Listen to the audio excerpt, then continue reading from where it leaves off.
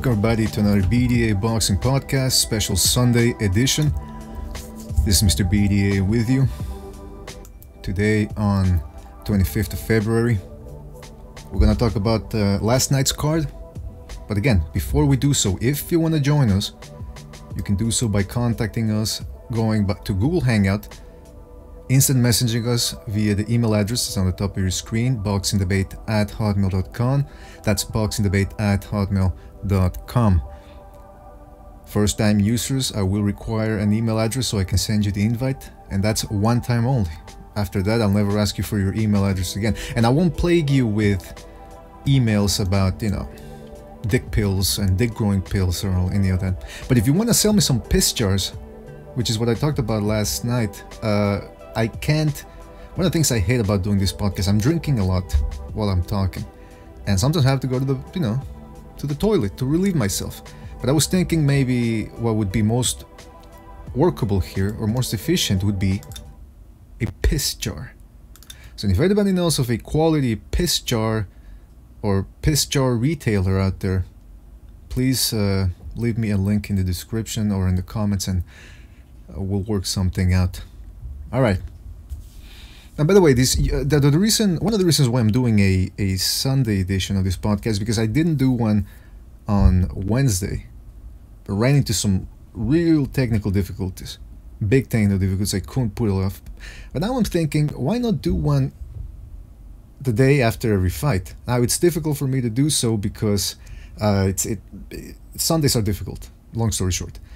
But it's the best time really, because the fight is still fresh on everybody's mind. So I'm gonna, Bucho and I, we're gonna see if we can work something out for Sundays, and we'll keep doing the Wednesday editions. But we'll keep the Wednesday editions to really just talk about anything, not necessarily the fights that are coming, because that's the thing. Remember, we do them on Saturdays, preferably before the fight, so we can talk about the upcoming fight.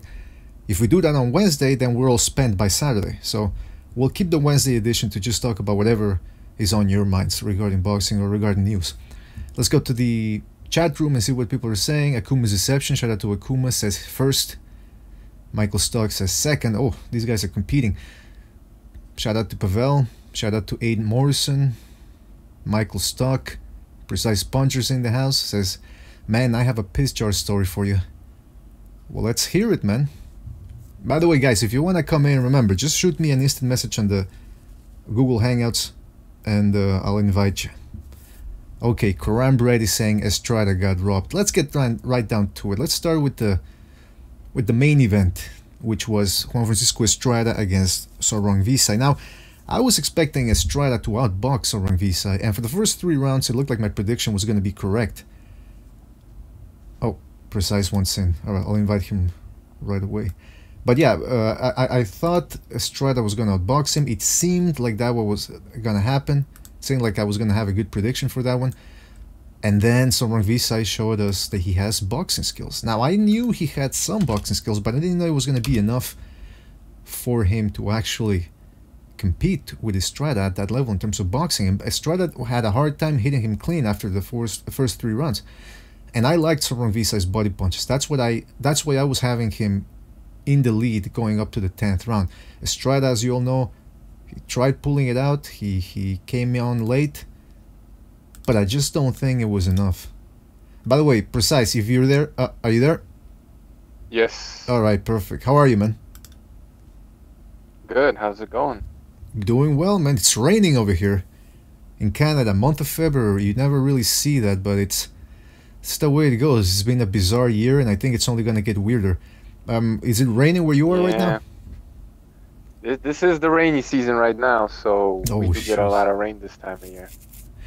All right, well, first of all, thank you for joining us, Precise. Let's get right down to it. I was talking that I thought Estrada was going to outbox Sor Rungvisai, and Sor Rungvisai really impressed me with his boxing skill, but now I'm reading the comments on Twitter, I'm reading the message boards, the forums, the chat room here. Some people seem to think Estrada won, which I don't. I had Sor Rungvisai winning. How did you have it?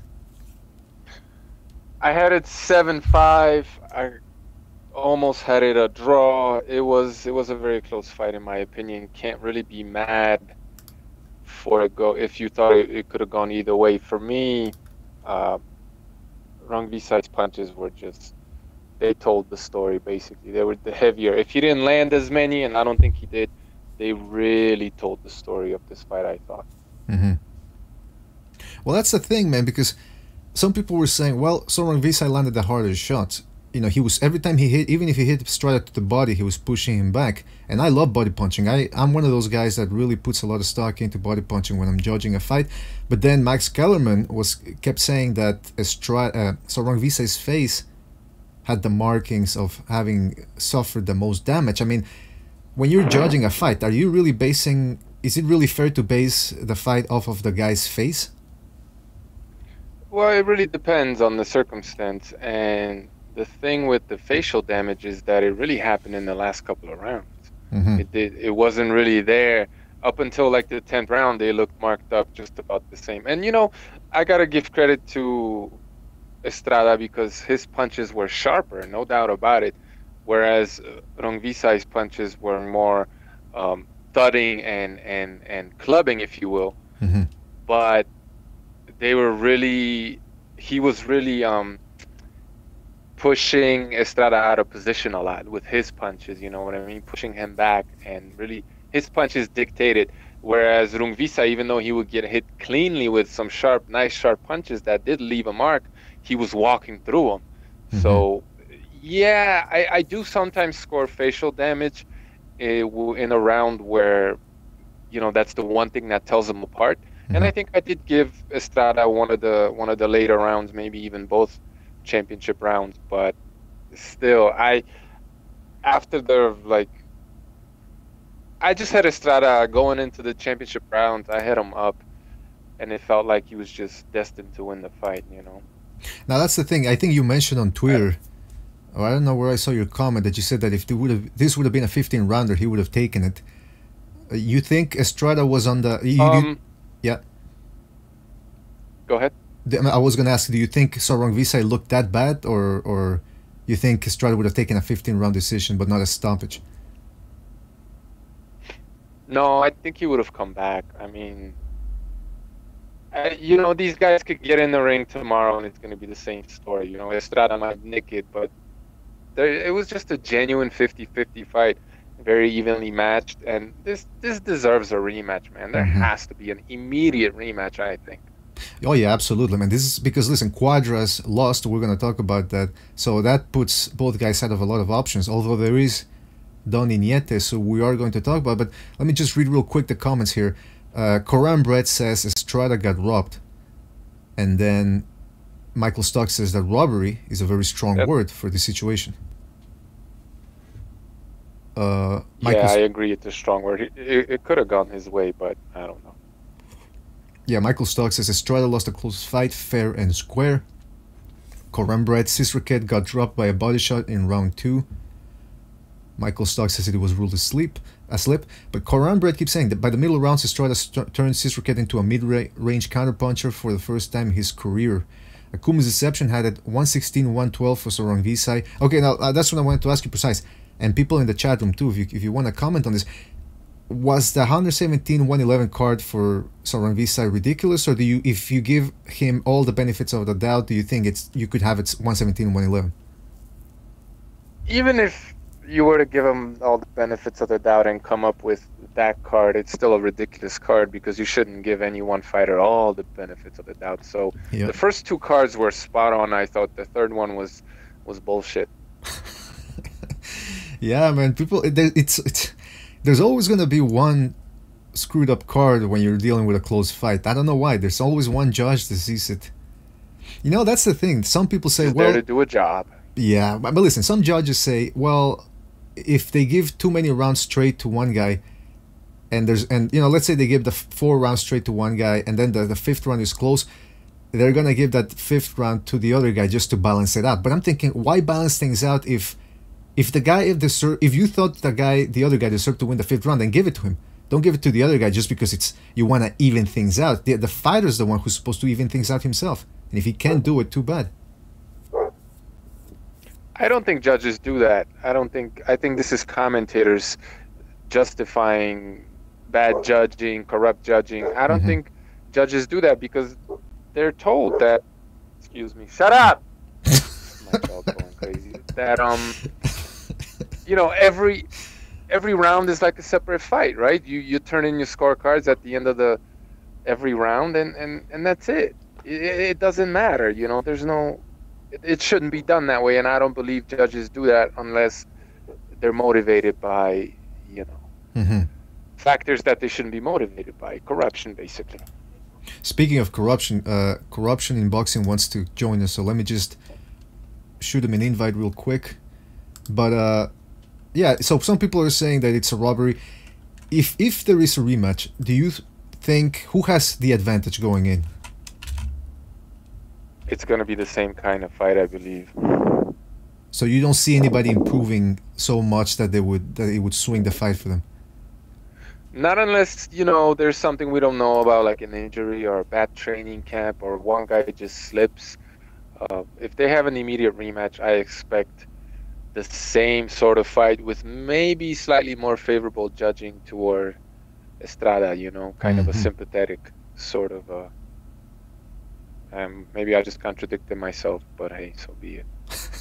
Well, look, Coram Bread, he's the one he says Estrada got robbed, and he says the whole house booed him. Well, yeah, you got to keep in mind the whole house was filled with a bunch of Mexicans, so obviously they're gonna boo. They wanted their guy to win. They saw it as a close fight, but again, I have to reiterate, I didn't see the robbery that people were talking about. I didn't see Estrada landing that many clean shots in the middle rounds. In fact, I thought he actually had a lot of trouble landing cleanly until the last, what was it, 3-4 rounds.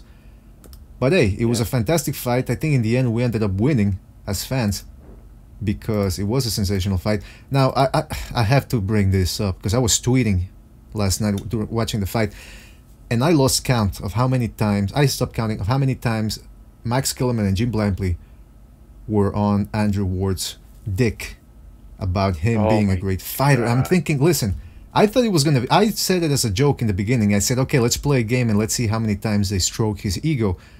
I thought it was going to be 1, 2, that's it. No, it was 7, 8. I mean, what's going on here? This isn't normal, man. They're begging him to come back. You think so? But why would they do that? He's not a big money fighter. He's not a big ratings bonanza. So what's the point here? I don't get it. The third Kovalev fight. Well, yeah, they did tease that. And Ward said, hey, maybe, like he was very vague about it. We started teasing the fans that he might come back. But then again, I mean, listen, I'll tell you again, I don't like Ward personally, but I do respect him as a fighter. I know people don't like him. I know people they think he's just like a Ricky Hatton type super middleweight, the light heavyweight version. But if he does come back, it would be interesting. But I don't understand why HBO would want him to come back, since he's not really, like I said, a ratings bonanza. Because he's potentially, there are big fights that could be made. If you want to talk about Anthony Joshua or even Tony Bellew, he's I guess he's credible enough to make those fights appear viable. You know what I mean? Bellew, he'll probably beat Bellew, maybe. Joshua probably not, but it's something you can sell, right? Right. Yeah, I get what you're saying. It's in other words, it's better than what they have right now, because they do have Kovalev, but against Bivol, depending on how Bivol looks, it's still not as big a fight as if they did Kovalev Ward 3. And I know some people are thinking, well, the first 2 fights weren't exactly pay-per-view box office hits, but if that's the fight HBO wants. It's bigger than anything they have in light heavyweight right now, because Stevenson's not gonna fight anybody in HBO. So anyway, we have corruption in boxing in the house, and I don't know why I'm looking at the image you have. It looks like that the face on Mars. That looks like what I'm looking at right now on your phone. Corruption, are you there? Yes. First of all, thank you for joining us. How are you, man? Yeah, fine, Mr. BDA. Yeah, just traveling through Europe at the moment. So. Oh. Yeah. Where are you at right now? I've been back and forth between sort of Holland and London. Is it raining where you're at? Because it's raining here, and if it's raining here, it must be raining in London, right? I think snow is forecasted for today. Oh my goodness gracious. Let's not talk about snow. Listen, let's get down to business, man. Did you end up catching the fights, last night's fights? Yes, yeah. I ended up watching them sort of. I think they came on about 4 a.m., 5 a.m. in the morning. So yeah. So, give us your opinions, man. What did you think? We're talking about the main event right now, Estrada versus Rungvisai, and a lot of people are divided, which is surprising to me. How did you have it? Yes, it was a very competitive sort of nip and tuck fight. Mm-hmm. I initially just watching it real time and compiling my own stats as I normally do when I'm watching a fight. I had it 6 rounds each, but I felt there was 1 or 2 contentious areas which I wanted to go back and look at. Certainly, from the 2 knockdowns, I felt one of them perhaps could have been legitimate. I didn't see any infringement in terms of feet entanglement, which is natural and inevitable sometimes for a southpaw orthodox when Estrada was trying to get the lead foot advantage, but Srisaket was very good to sort of shift to the right to try and negate that. So I felt one of the knockdowns, it was no doubt Srisaket wasn't hurt. It was a flash knockdown. Could have been even an off-balance shot. He tends to over-talk, certainly the right hook at times when he's trying to counter. So Estrada caught him flush with a left hand. So that could be a potential swing round in between the middle. But Estrada started the fight very well. Now, Srisaket we know is a bona fide power puncher. He's not utilizing any jabs to set any power punches. So Estrada had to be cautious during the early rounds. It's not going to be a jab fest. You know, you can get caught cold and knocked out very early. He was wise to maintain that distance, and that's the way Estrada does fight initially from long range. But he's better, and he makes those adjustments in fights, and he does it in every fight. We see it at long distance. He can have problems because he doesn't really have that sort of authoritative jab at long distance. It's more of a punch to try and set up counter punching opportunities. But I felt he was quite sharp. He was even counter punching from the first round as well. Srisaket, a pressure fighter, you know, he's just built like a tank at 115 pounds. He's just that perfect sort of specific. He wants to walk you down and knock your head off. But Estrada's lateral movement was good to try and, you know, keep him turning, keep the target from moving, so he wouldn't actually sit down and home in on the target and land too many power punches. But so I felt Estrada probably won. I had him winning 2 out of the first 3. Then Srisaket began to show a bit more of a boxing acumen. You know, he was counter-punching, enticing Estrada to come forward, showed a little bit more patience. He was good in his side-to-side movement. Now, we know he doesn't have any head movement, but he was good in his side-to-side movement. And he was countering with the right hook very well. You know, a punch which, you know, he countered Gonzalez very well with the right hook as well, dropping him twice and knocking him out. So it's wrong just to typecast him as a one-handed fighter who can fight, you know, TNT in both hands. So a very dangerous fighter. But I felt Estrada was patient during the middle rounds, BDA. Now, people were saying that he lost a lot of those majority middle rounds, but if you look at his punch, if you look at his connect rate, he's far more efficient. He doesn't waste many punches. You know, he's biding his time. He's trying to cut the distance, but he's changing the angles when he's actually coming into range as well. And he did that against Viloria when he was having difficulty at long range.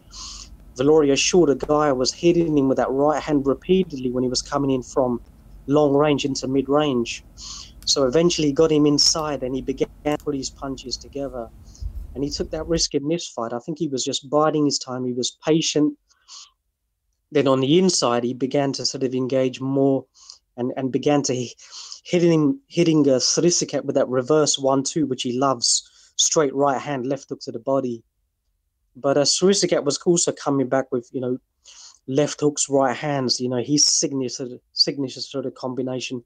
His right hand, left hand to the body as well. So they were both unloading with a lot of good punches. So there was a lot of good cerebral, sort of very high skill levels. Adjustments, counter adjustments. So I thought it was an excellent fight. Now, you brought up the good point about Srisaket Sor Rungvisai being a two-handed puncher. Ward made a good point, too, during the fight about if Srisaket had a jab, he would be a more dangerous puncher, or a fighter, I should say. But the other thing was that Estrada, you mentioned him, that a lot of people had him losing the middle rounds, although not decisively. And it's interesting because, again, Ward made a good point about Estrada being a very good finisher. He always finishes strong. All the fights, or most of the fights that I've seen him in, the big fights, he comes on strong late. He seems to be taking it easy in the middle rounds. But then again, some people think those middle rounds were competitive and that he didn't lose them. So, I mean, I don't know. I guess we have to wait for a rematch for this one. But like you said, very tactical fight from both guys. You can tell that Srisaket Sor Rungvisai it's not just a puncher. Like, he got outboxed against Cuadras, that was, 4 years ago? But he was ending strong before the fight got stopped on a technical decision. Now, I think things will be a lot different. The guy knows how to box, he knows how to judge distance, more or less. So, I can't wait for a rematch. I think the audience, we deserve it. And I think Estrada deserves it too, because he fought a very good fight. Now, on to Quad... Yeah, go ahead.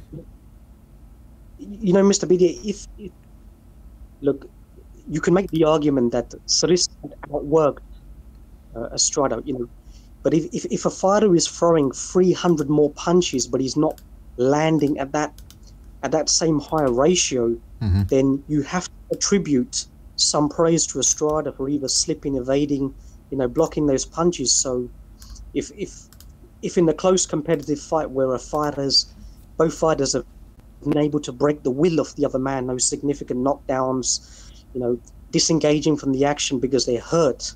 So when we're looking at those criteria, and scoring is not subjective, there is a strictly defined criteria which you must adhere to. So if Srisaket is throwing far more punches but he's not landing them, so therefore you have to give Estrada that edge from the point of defense, that he's evading those punches, and plus he's obviously landing at a much higher connect. Now, I admit, obviously, Srisaket's punches, he's far more the heavier-handed fighter, although Estrada is probably the sharper, more precision in his punches, so crisp punches. And yeah, you could see the damage, and he was snapping Srisaket's neck back, certainly in the later rounds, 9, 10, 11, 12. And Srisaket visibly looked like he was slowing down, so those punches...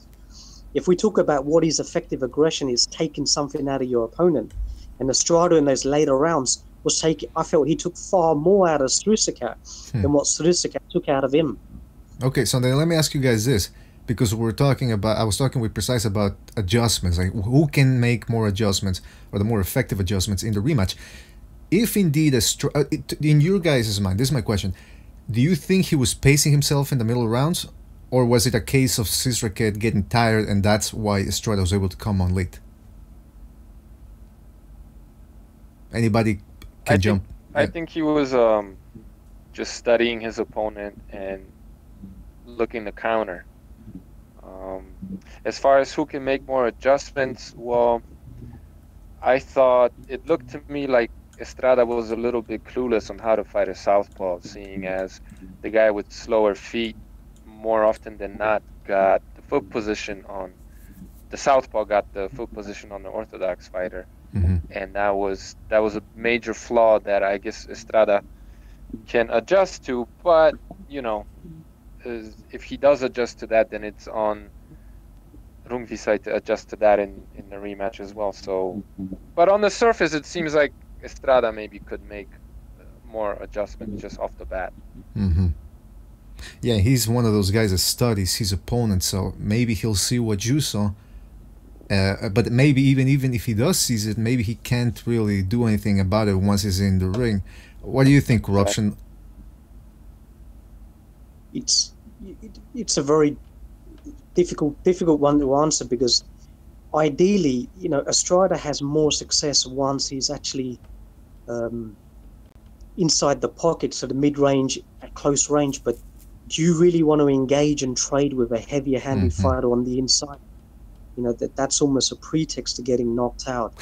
So, but you have to cut the distance, especially with a power puncher. You can't give him that room.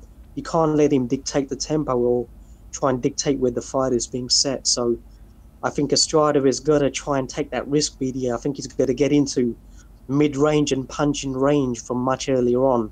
He's almost going to have to gamble. If he's able to take the punches, reasonably well, and you can say, he took a lot of flush punches, but there wasn't times in which I don't think he disengaged from the action, or his body language, he certainly didn't give it away from his demeanor. So if he feels comfortable to a certain extent taking that punch, then I think he can do far more body work. Historically, he's a much, much better body puncher. He loves that left hook, even left hook counters to the body, but I think he was a little bit wary of Srisaket power, certainly. Didn't want to get too close too quickly. But in the rematch, he may feel comfortable, and I think he's going to have to attack the body. I think Srisaket did start slowing down from those body shots, so if you can focus on that area, I think he has a reasonably good chance in a rematch. Precise, what do you think about that? Like, Andrew Ward raised that point too, that he should have been fighting maybe a little bit more on the inside. Do you think that's a good idea, or is that a suicide?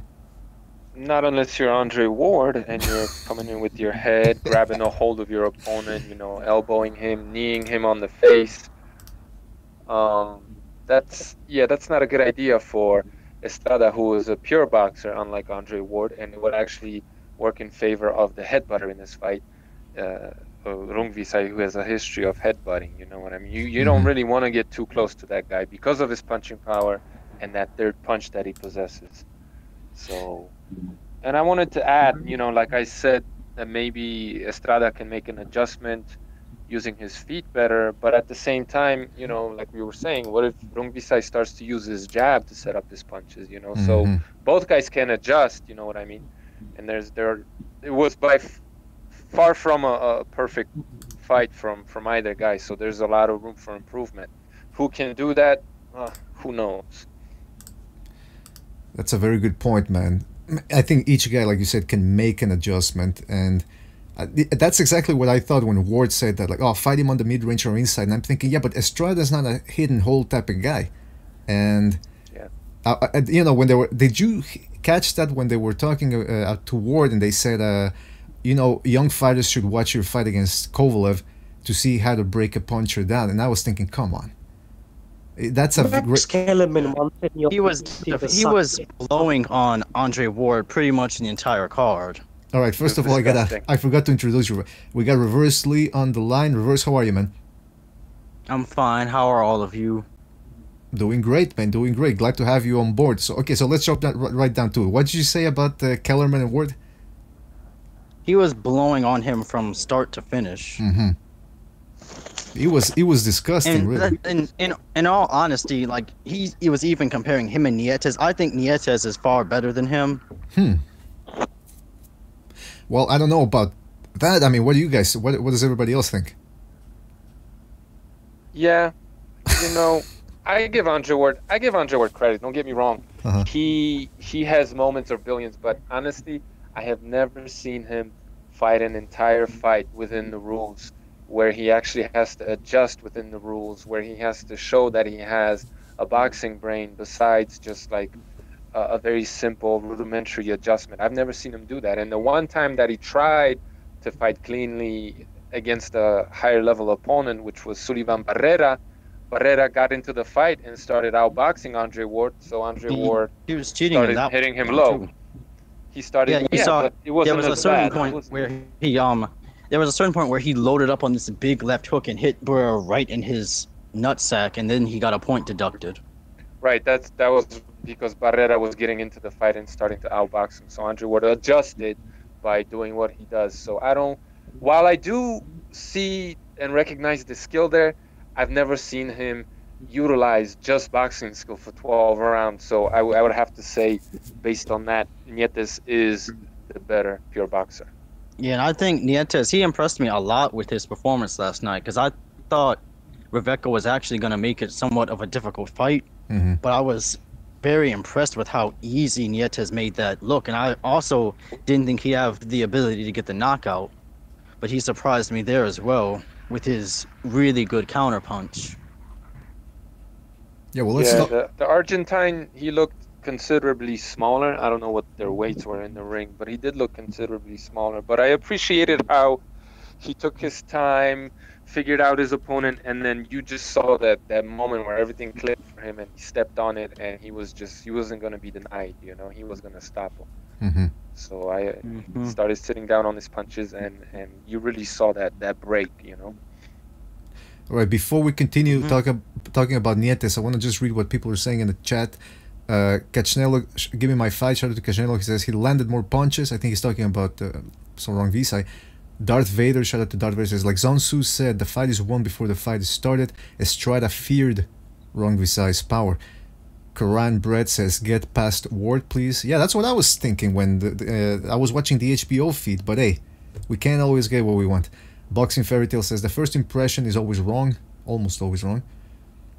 Cachnelo says, fearing power is not scoring criteria. That's a good point. Michael Stock wants to see more on Nietes. Fight Fan Phil says, I thought Sor Rungvisai landed the more hurtful blows in most of the rounds. And that's the thing, it's the body shots. I think people are overlooking the body shots in this fight. Same thing with the Arroyo against Cuadras on the same card. But Darth Vader says, this was my point. Estrada feared Sor Rungvisai's power. That's why he didn't want to exchange longer than 4-punch combos. And he got out of the way when those 1-2 landed. He felt the power. Do you, now? But if yeah, go ahead.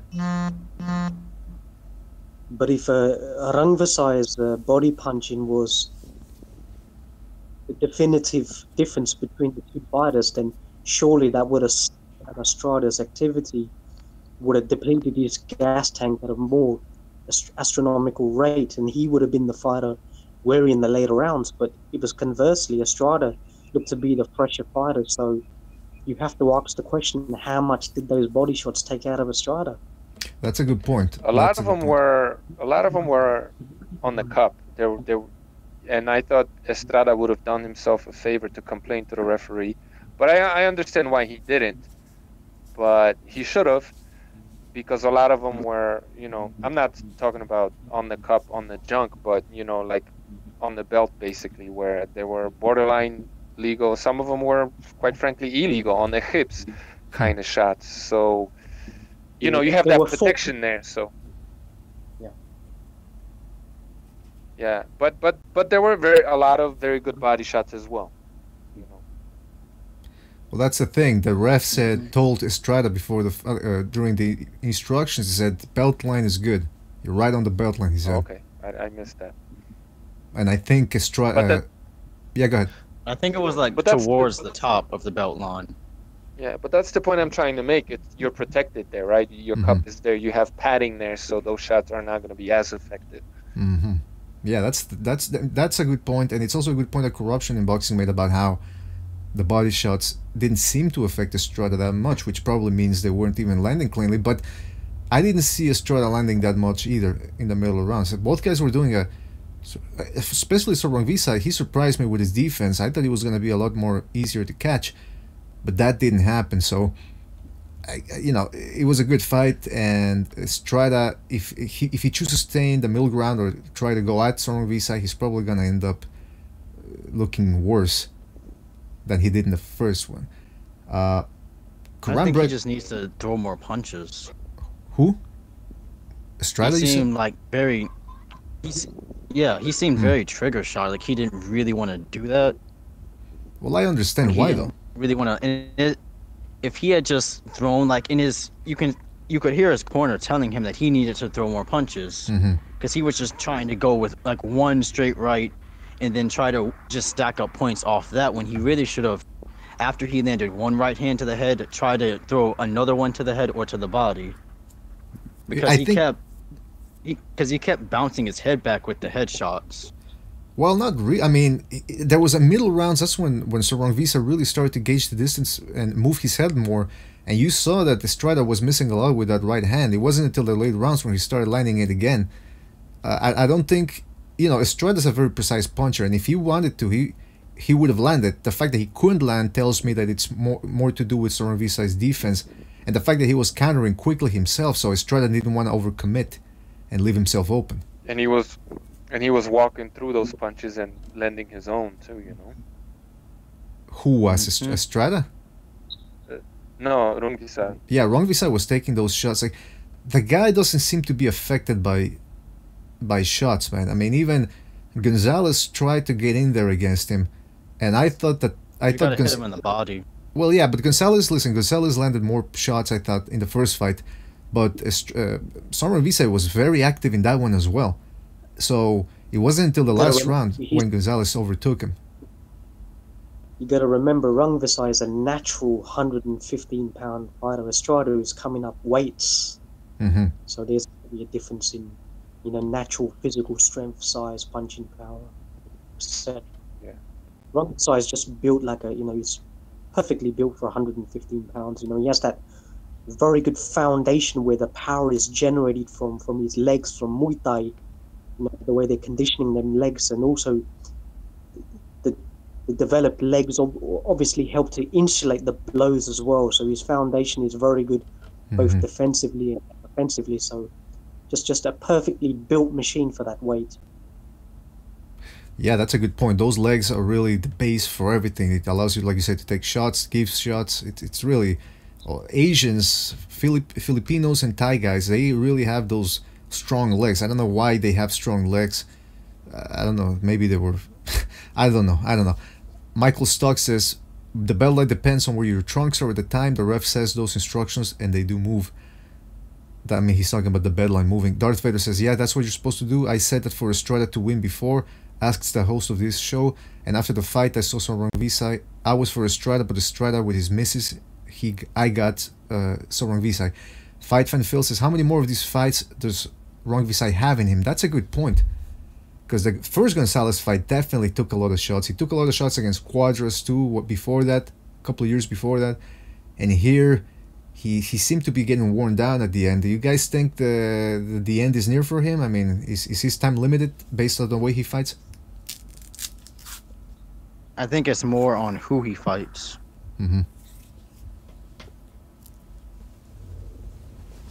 Okay, so but I mean, yeah, I guess it's true, but he always seems to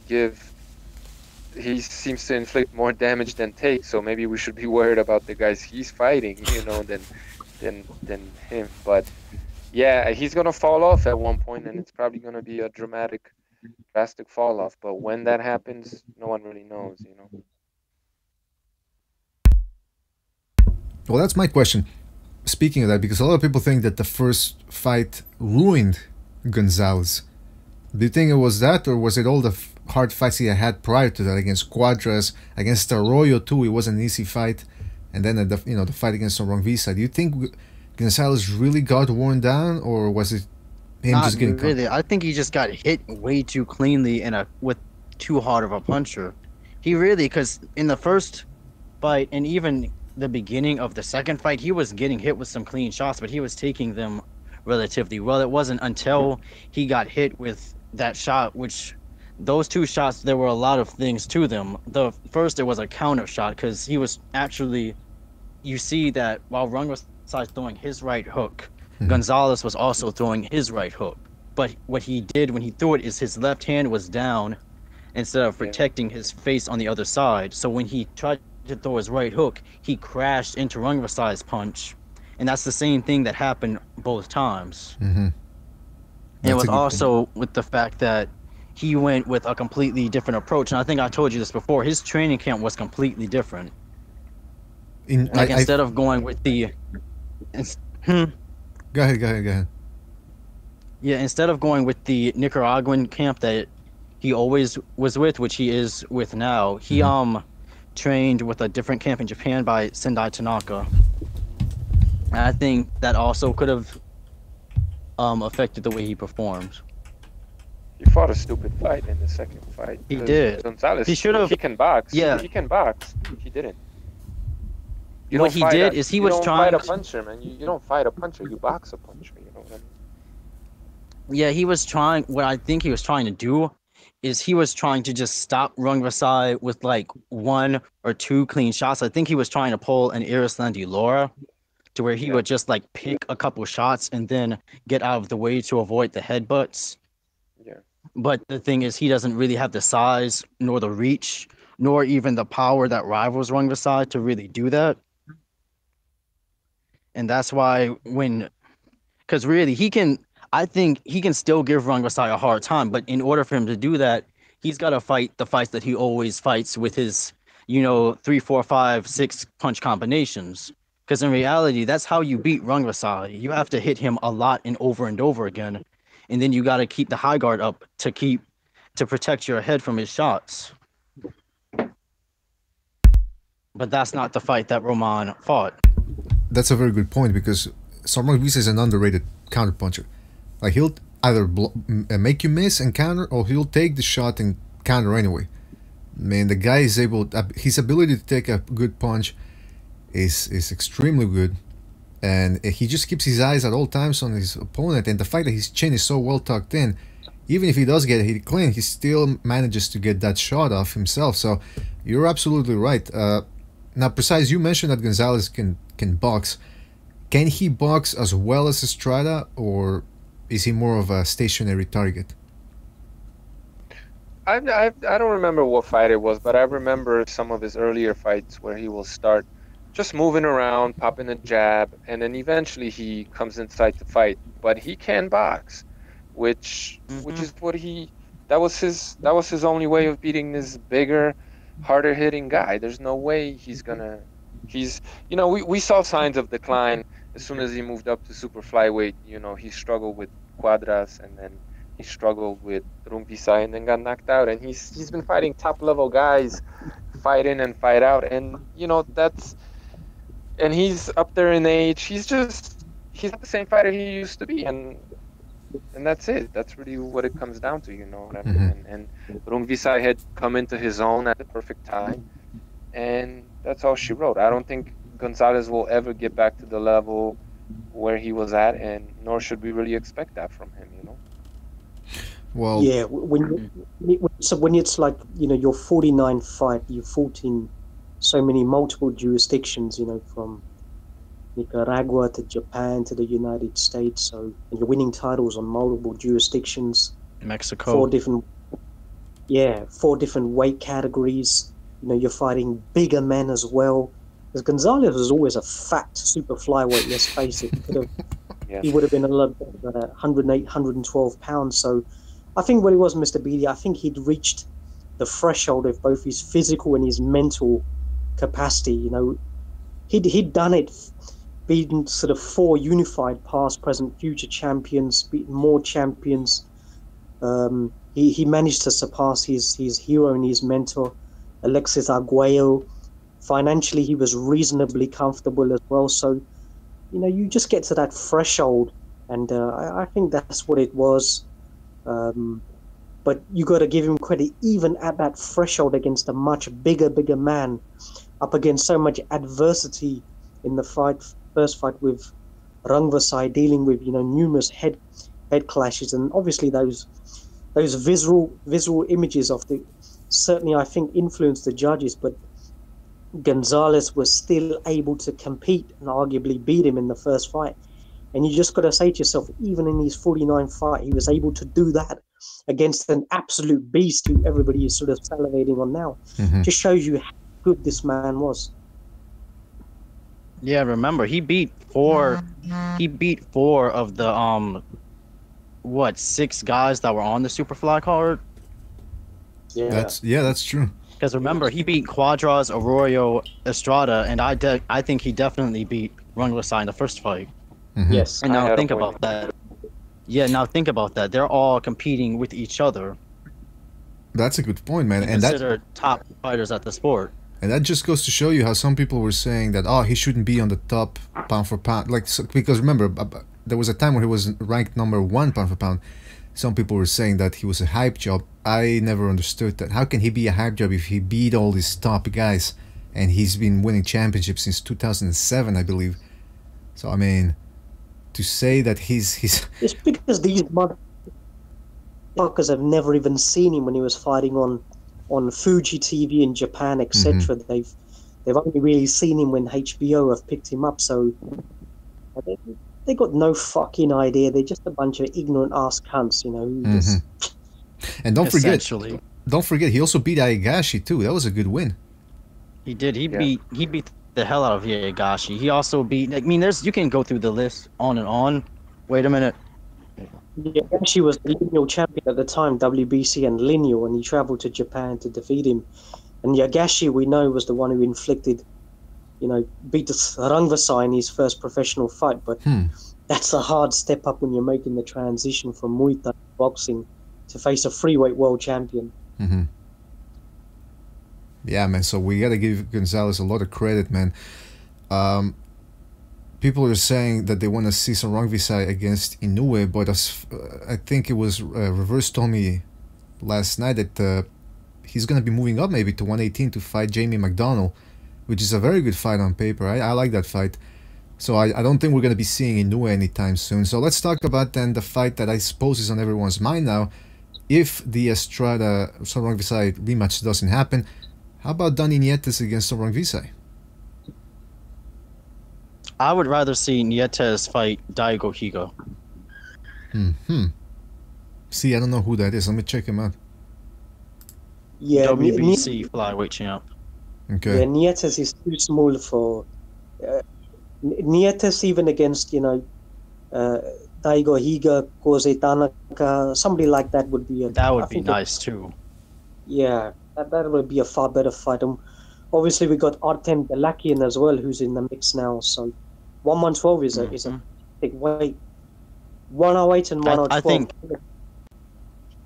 Yeah, I don't think that. I think he beats Dalakian. I think that like Daigo Higa would be a lot more of a competitive fight because Daigo Higa, he's got that speed. He's light on his feet. He throws a lot of punches, and those punches are hard. He's got a 100% knockout ratio now. But Nietes is what, 35 now, and he wants that big money fight. He wants to cash out and sail off into the sunset. So, and he wants Rungvisai. So, fuck it, let's get it while he's still good. You know what I mean? Yeah, why not? And why the not? thing we're gonna have to think about is Rungvisai gonna be allowed to pick his next opponent, or is the WBC gonna make him fight Arroyo? That's a good question. Yeah, who knows? I don't know if Sor Rungvisai is the type of guy that's gonna obey or disobey. I had a lot of fun watching Arroyo beat on Cuadras. Yeah, that was a the good sounds he was making with his mouth when he threw his punches. He was like, woo, woo, woo, woo, woo. Bruce Lee. I've never seen a fighter in a boxing match make. I think Victor said it reminded him of Winnie the Pooh. I've never heard a fighter like make punching noises like that in a boxing match. When I saw the footage of Roberto Duran sparring Nigel Benn, he was hooting and hollering too, but that was a sparring session. Yeah, you're right. I've never seen that happen in a professional fight before. Cuadras, let's talk about Cuadras because he got Abel Sanchez. A lot of people thought he was going to be able to fix the kinks in his armor. But Cuadras, I like the guy, his game. He dug in after he tasted Arroyo's power and decided that it was going to have to be a war. But the guy, for a mover, he's easy to hit. And this has been what? The Gonzalez fight was a war. He had a war against Carmona. Then he lost to Estrada, got dropped. Now he loses a tough fight against Arroyo. I mean, people were asking if Srisaket Sor Rungvisai's career is getting cut short because of all the hard fights. What about Cuadras, man?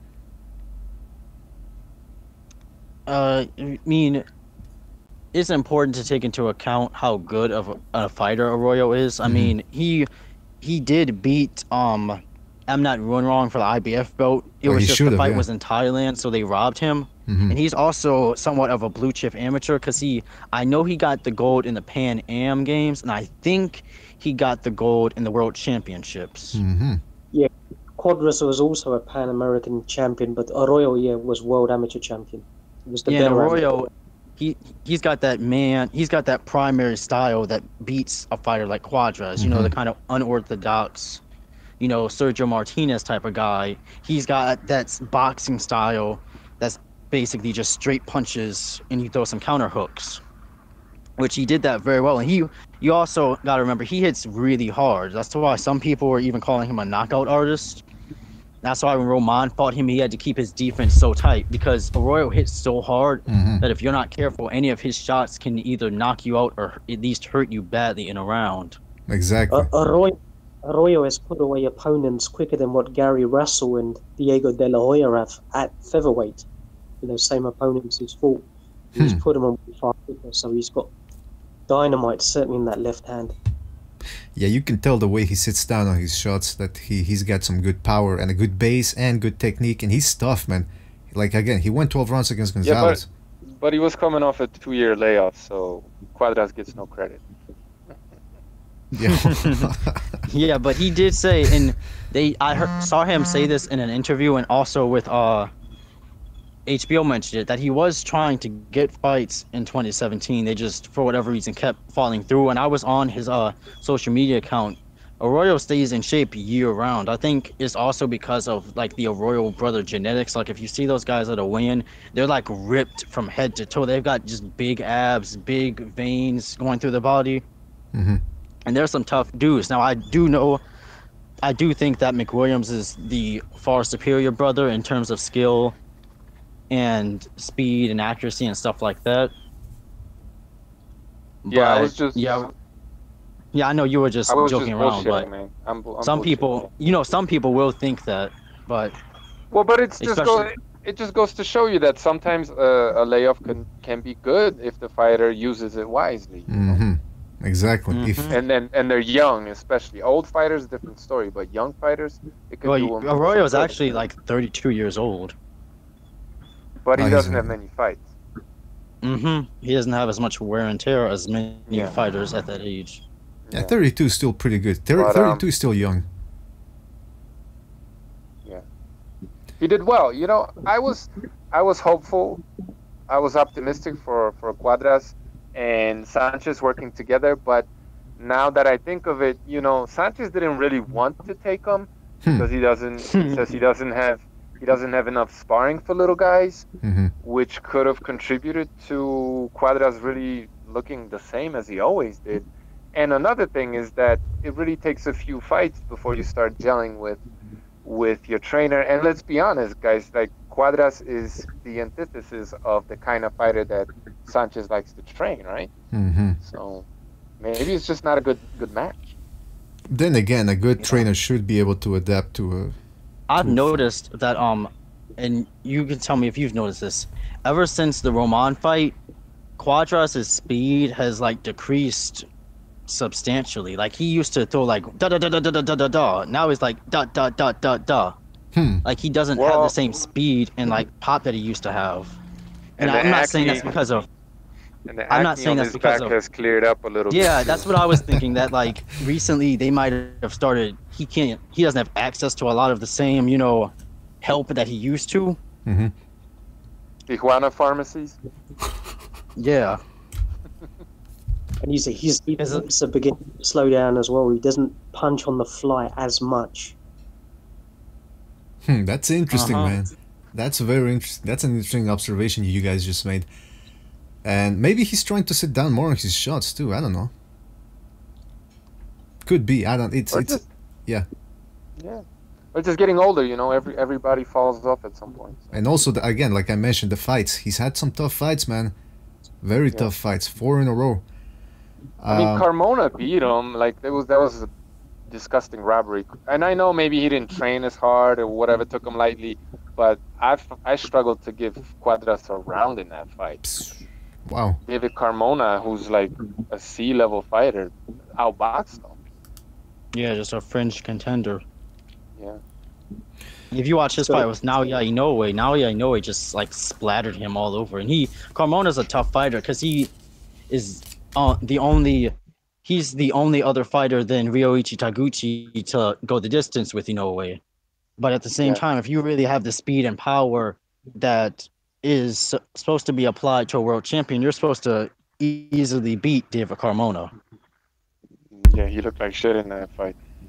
He really did. He really did. I didn't see the whole fight. I think I got to about the 4th or 5th round, and then I went to sleep, and then I woke up, and the first round of the Gonzalez Rungvisai fight had started.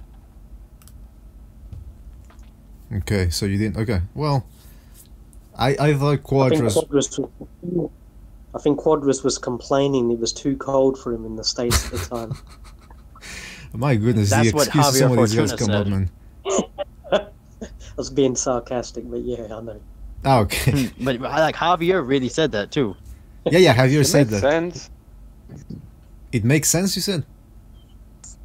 Yeah, well, I've lived in all kinds of climates, and it usually takes me months, maybe even a year to adapt to a completely different climate, because the fat in your body actually, your body rearranges the fat depending on like what climate you live in, and that's how you adapt to. So like now I live in Ecuador, and I was in Europe not that long ago, and it was maybe what, like 15 degrees Celsius, 12 degrees Celsius, maybe like 55, 60, and I was cold, Fahrenheit, right?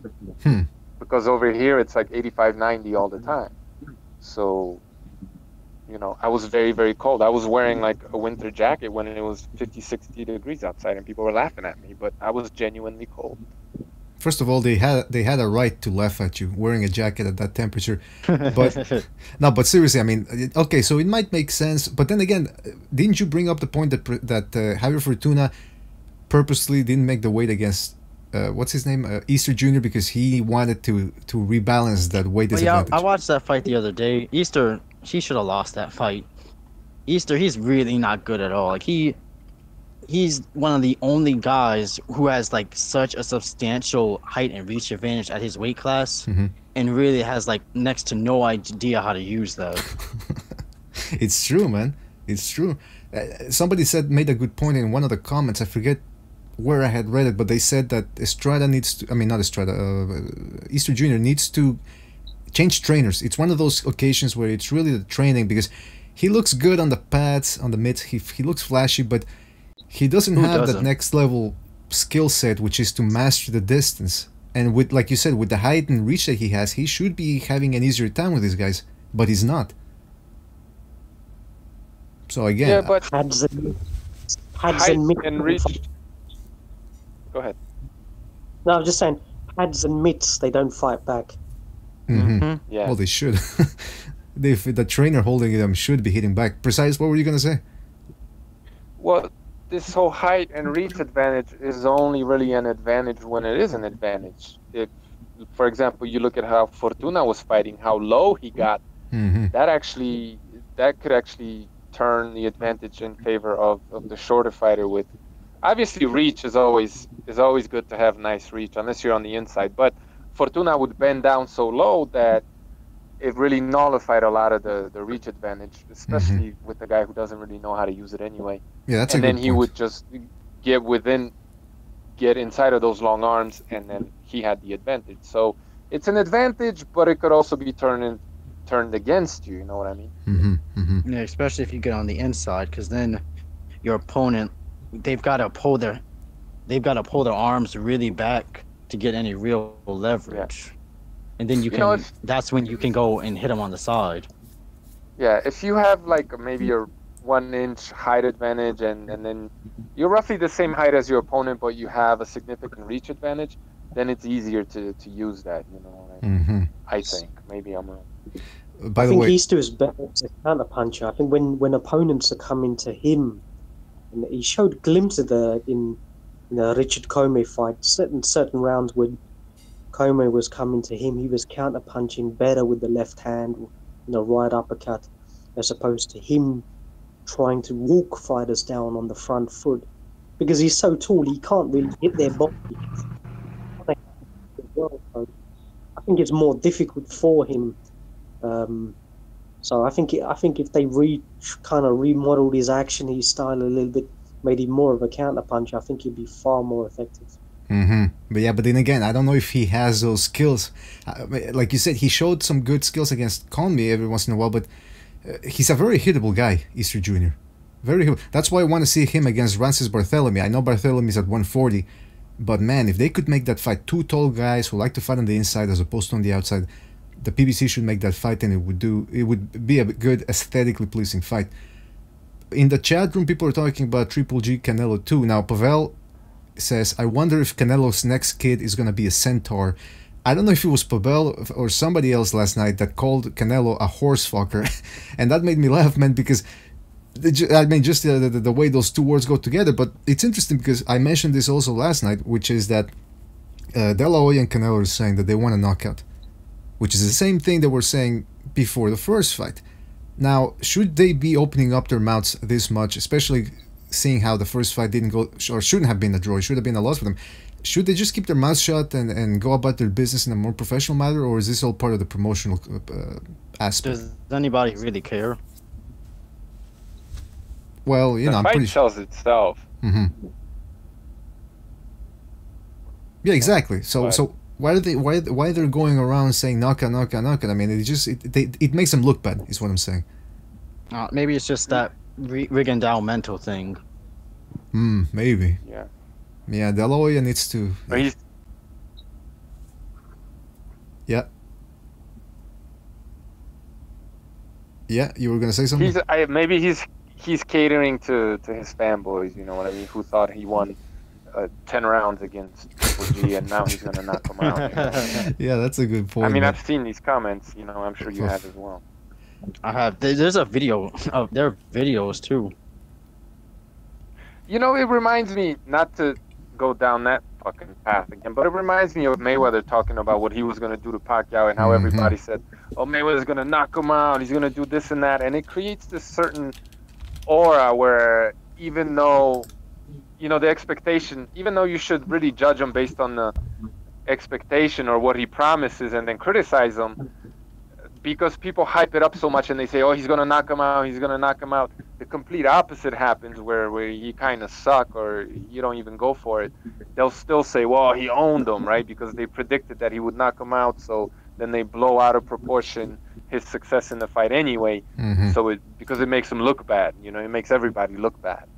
Yeah, that's the thing, man. It's what Floyd would, like you said, he would say that all the time before the fight. I'm going to go there for the knockout. It's going to be an action fight. And then what he do? Essentially just box and try to make it the easier fight possible, which is, you know, hey, it's his right. Nobody wants to get punched for a living. Yeah. But or you do something like Eubank where you do go for the knockout, but you show that you clearly have no idea how to set it up.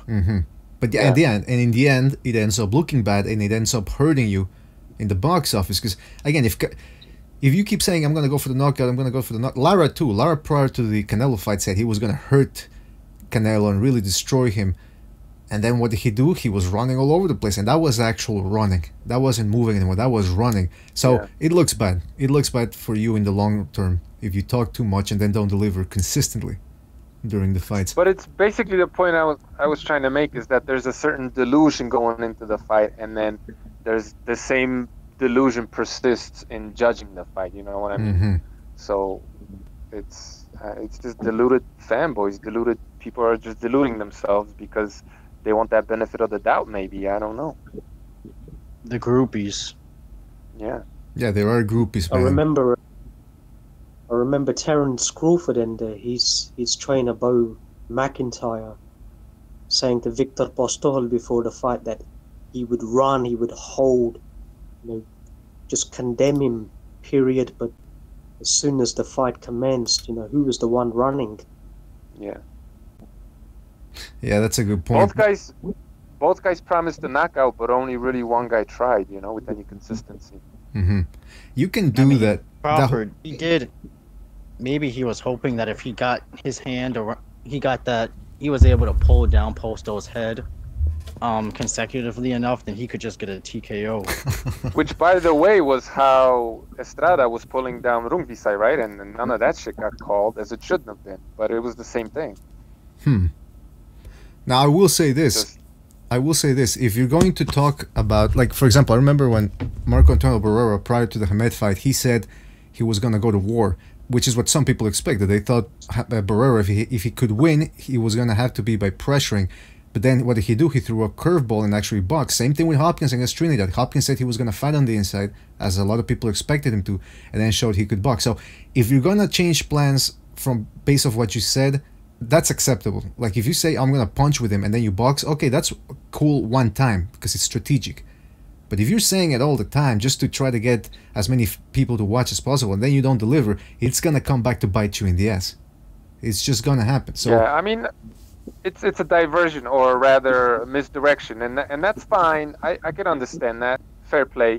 Mhm. But say, I'm gonna try. I'm gonna do my best to knock him out. Don't be, absurd and arrogant that you for sure will get the knockout, because then you're really setting yourself up for criticism. Say that you will try. You know what I mean? And then it's more, I don't know. I don't know if that makes sense. no, it does make sense. It does make sense because you have to be sort of like a silent professional in there. I know talking sells the fight. I know, and I understand that aspect. So it's okay to do it, but like with everything else, don't overdo it. And because it does look bad, and that's one of the reasons why Lara is so hated amongst the boxing community, because he talks a lot and then fights in the most boring way possible, which is his right. But again, you want to make money. Stop talking so much and try to, say you're gonna do your best. That's it. That's okay for me. Because you can't promise a knockout, but you could promise to try, and you could be correct. Like, you know what I mean. But you don't ultimately, you don't know what's gonna happen, so you can't promise the future. But you could promise the future as far as you're concerned, that you will go in there and you will try. That's okay. That's fair enough. Like Nietes. What did he say? Yeah. Because they were asking him, do you think this fight's going to end in a knockout? He says, I don't really know. All I know is that I'm going to do my best to win. Yeah. That's smart. Now, do you guys think it's also sometimes the promoters that push these guys to talk a lot? Yeah, I but think it's a partnership. Yeah, but look, whether you say you're going to try or you will do it, it doesn't change the perception going in, right? It doesn't hype it any more or less. As long as you say that you will attempt to do it, that's hype enough, isn't it? Yeah, that's a good point. But then again, this is show business, and so I wouldn't be surprised if some of these managers or promoters are like, hey, talk more shit, like speak up and call this guy out and call that guy. I mean, I don't understand. Well, first of all, we got King Bucho on the line. Well, hold on. We got King Bucho on the line. King, are you there? Okay. Yeah, what? No, I didn't see the fight. I'm just joining. Yeah, you I was on rejoined. a fucking plane, man. Yeah, but did you just get I off don't the know. plane? I missed the Rungvisai fight in Estrada. Oh. But people in Mexico were fucking talking about it. The cab drivers, know their fucking boxing, man. They know how to throw a left hook too. Yeah, but was it a robbery or what the hell's going on? Like, it was close. I saw the scorecards, like 118, 110 or something, and then 111. That was a 117. Okay, well, 117, 111. Man, I don't know, man. Some people are saying they tried to build up like a new Pacquiao or something. So Rungvisai, they want Rungvisai to become that new Asian fighter. I don't know what you guys think about that. He's no Pacquiao, come on. Nowhere near. No, I know, right? But like an Asian, like he's like a kind of exotic to have a fighter like that. So I don't know. Yeah, they're really trying to capitalize off the fact that he used to eat trash. Yeah, he was boiling trash. Because they won't stop bringing it up. That's a good point, man. He's made for a good story. Reverse, do you see the way they do it? They misinterpret, and he was obviously working in the profession of clearing rubbish, so he wouldn't just pick the trash cans he needed. He would take food. He did eat it, but they just... he would take food which is packaged, which people have thrown away, and he would go home and he would cook it. So it's not like he's just eating out of a trash can. I mean, I've seen him eat a fried rat before, like the rat right on his plate. Where did you see that? I saw it on a picture. He's got it's this big rat, and he's got his fork in it, and he's sitting at a table. And this is like before he even was on. I think it had to have been before the first Gonzalez fight. But wait, an actual rat or a guy from the mafia that ratted on his people? I mean, no, it's like you see this big rat, that he's eating. Jeez I think it had Louise. like a chunk out of it. Well, I mean, rat tastes pretty good. I heard it's like almost like chicken. I think. I mean, the Viet Cong or the NVA, I forget which ones. They were eating rice with cold rat meat, according to Apocalypse Now. So, I don't see, as long as it's not a city rat, you should be okay. If it's a rural rat, there should be no diseases. Yeah, But free range organic rat. Right? yeah, free range, organic, all natural, no steroids or anything on those goddamn rats, man. No heroin either. So what were we talking? What were we talking about? Deloya, the knockouts. Well, first of all, let's see what people are saying in the chat room. I haven't gone there in a while. Koran Brett says you gotta fix it, Las Vegas. Cachnello says Floyd 120D. Canelo, in my opinion. What the hell does that mean? 120D. Boxing Battenberg says promoters definitely push fighters to talk. Yeah, that's what I'm getting here. Cachnello giving my fight says Canelo was nowhere near the level Triple G fought. Michael Stocks asks if Salido was your cab driver. Yeah, Cachello giving my fight says Floyd drained and fought a green Canelo. Yeah, I can agree with that. Michael Stocks says Sor Rungvisai is a weight bully. If he moves up, he gets crushed. Well, that's what people were saying. By the way, the cab driver, he said he used to be neighbors with Orlando Salido in Sonora. Whoa. So, close enough. You see the thing where Orlando Salido was like drunk and he was like trying to fight somebody at a New Year's Eve party. Oh yeah. What the fuck? What a fucking... Oof. Some people can't handle... Some people shouldn't drink. Some people should just leave that drink alone, and... I think we've all met people like that. Pavel says Estrada is taller than him, than Sor Rungvisai. Yeah, but that taller doesn't mean heavier. Fight fan... He's got like half an inch. Well, it's the calves, man. It's the goddamn calves from Sor Rungvisai. That's where all the weight is. Actually, up top, too, he looks a little stronger. Cachnello says... his upper body. Yeah. Yeah, Cachenlo says Sor Rungvisai looks drained at the weigh-in. So that's I'm actually surprised you guys would rather see Donnie Nietes fight somebody else, because you're saying it would make. I would love the Rungvisai fight. It's just and actually, Precise has a very good point that Nietes is old. So if he's gonna start trying to go into higher up weight classes, he needs to do that now. Yeah, I mean, that's what I'm saying. I think he should just take on not Inoue, Sor Rungvisai now. He's an experienced fighter. He looked strong in his fight against Reveco, so, I mean, enough waiting. Get him in there with Sor Rungvisai. I think it's a great fight. Mm-hmm.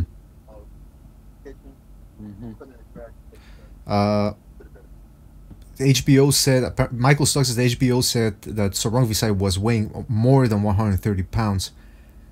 I thought he looked like a featherweight. I thought he looked like a featherweight. I mean, he was like one. I know the official said 129.6. Mm-hmm. Yeah, he was a featherweight, they said. Yeah. I didn't see the fight. I saw like the 12-round highlight thing, you know, one of those videos. And man, Rungvisai looks big, and Estrada really looks like a junior flyweight. He's skinnier and stuff. You look at the Rungvisai, he's thicker. So yeah, I believe that. I think it's possible. He could probably still make 112 if he really drained himself. Oh, for sure. Possibly. Mm-hmm. Now, I mean, this is gonna be next week. So, no, I guess we'll talk about this one later. But when it comes to, you know, it was a good fight. Oh, by the way, Bucho, you missed last night the fight, and you missed. I think this was the. But hold on, I think this was. Yeah. Okay. Just real quick, I want to keep Bucho up to date that this was the worst I've ever seen Kellerman and Lampley being with Andre Ward. That was they were tweeters complimenting him non-stop. Hey, this guy looks like you. Hey, Ward, people should watch your fights to see how to break down a puncher. Ward this. No, they don't even call him Ward. They call him Andre. Hey, Andre. Like they're like his best friend. Exactly. And the thing that made me angry is like you saw how they were like really on Nietes, right? Mm-hmm. And like I'm a big fan of Nietes, but they were like eating out of his butt.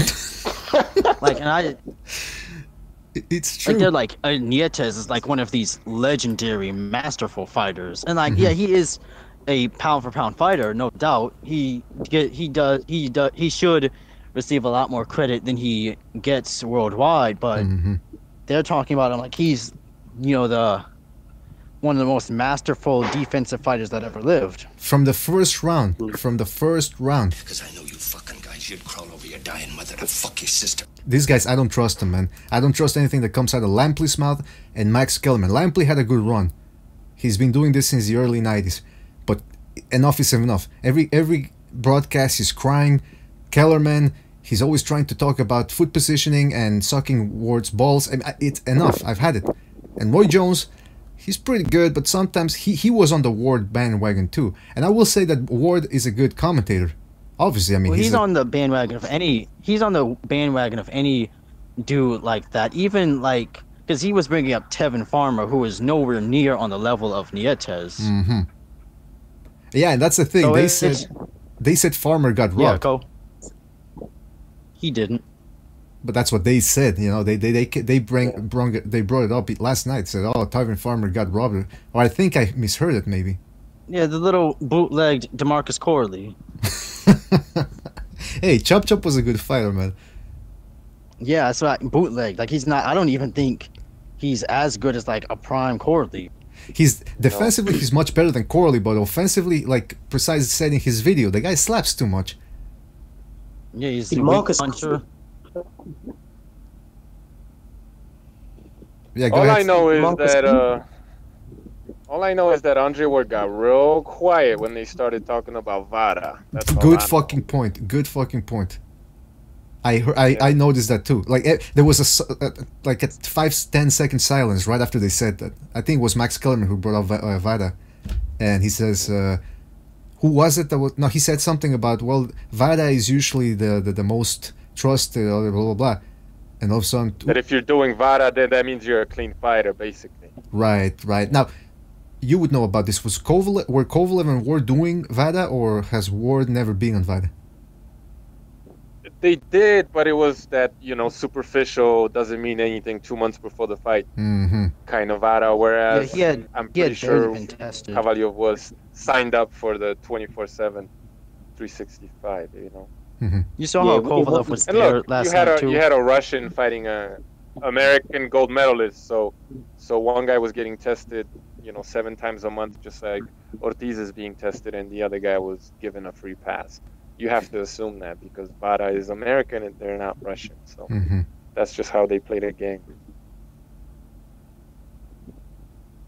No, that's the thing, because Victor Conti put on a tweet. I think it was Butcher that retweeted it on our Twitter page about Conti said that Canelo is doing supposedly Vada, but then again it's a 2-month version of Vada, which means he said it's like there's a huge hole in that test if you're just doing it for 2 months.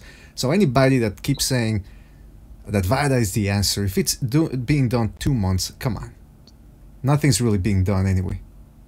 The only boxer who truly has random testing and has had it for a long time was Nonito Donaire. Yeah, he had it year round, but I don't think he does it anymore, does he? Probably.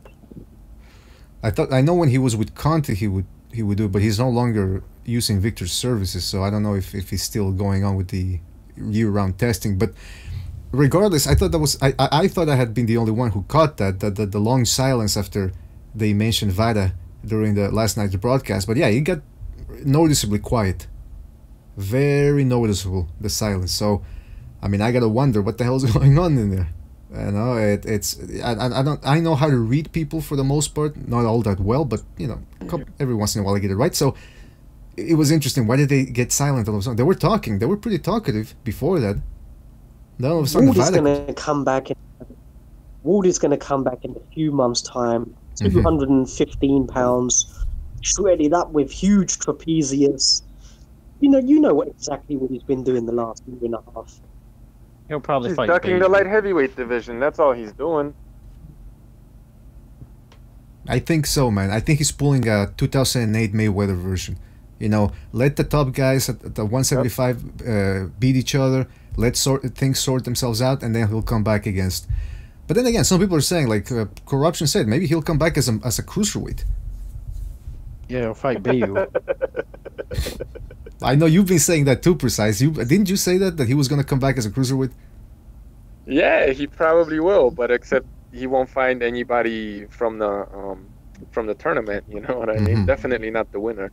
No, he wants Bellew. He wants Tony Bellew. That's the fight he's been talking about. Who gives a shit? Fuck Andre Ward. Yeah, people were saying that in the chat. People were saying that in the chat room too before. I think it was Koran's deception. He was saying, can we move past Ward? I mean, I'm just, yeah, we'll move past it. I'm the one that keeps bringing him up. That's my problem. Tony Bellew is a disgrace as well.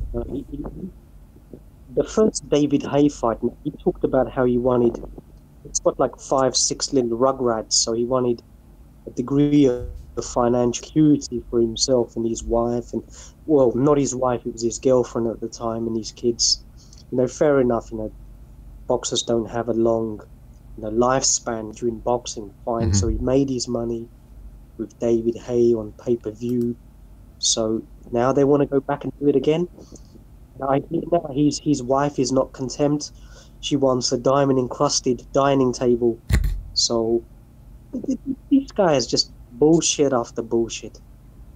I mean, he's the guy that said that drug cheats should be banned for life, and then 5 minutes later he's taking photos with Roy Jones Jr., Eric Morales, and you name it, you know what I mean? So fuck him and what he has to say.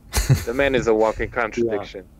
So yeah, I didn't know he did that. And again, who was it that said that 90% of boxers, top boxers, are probably on something?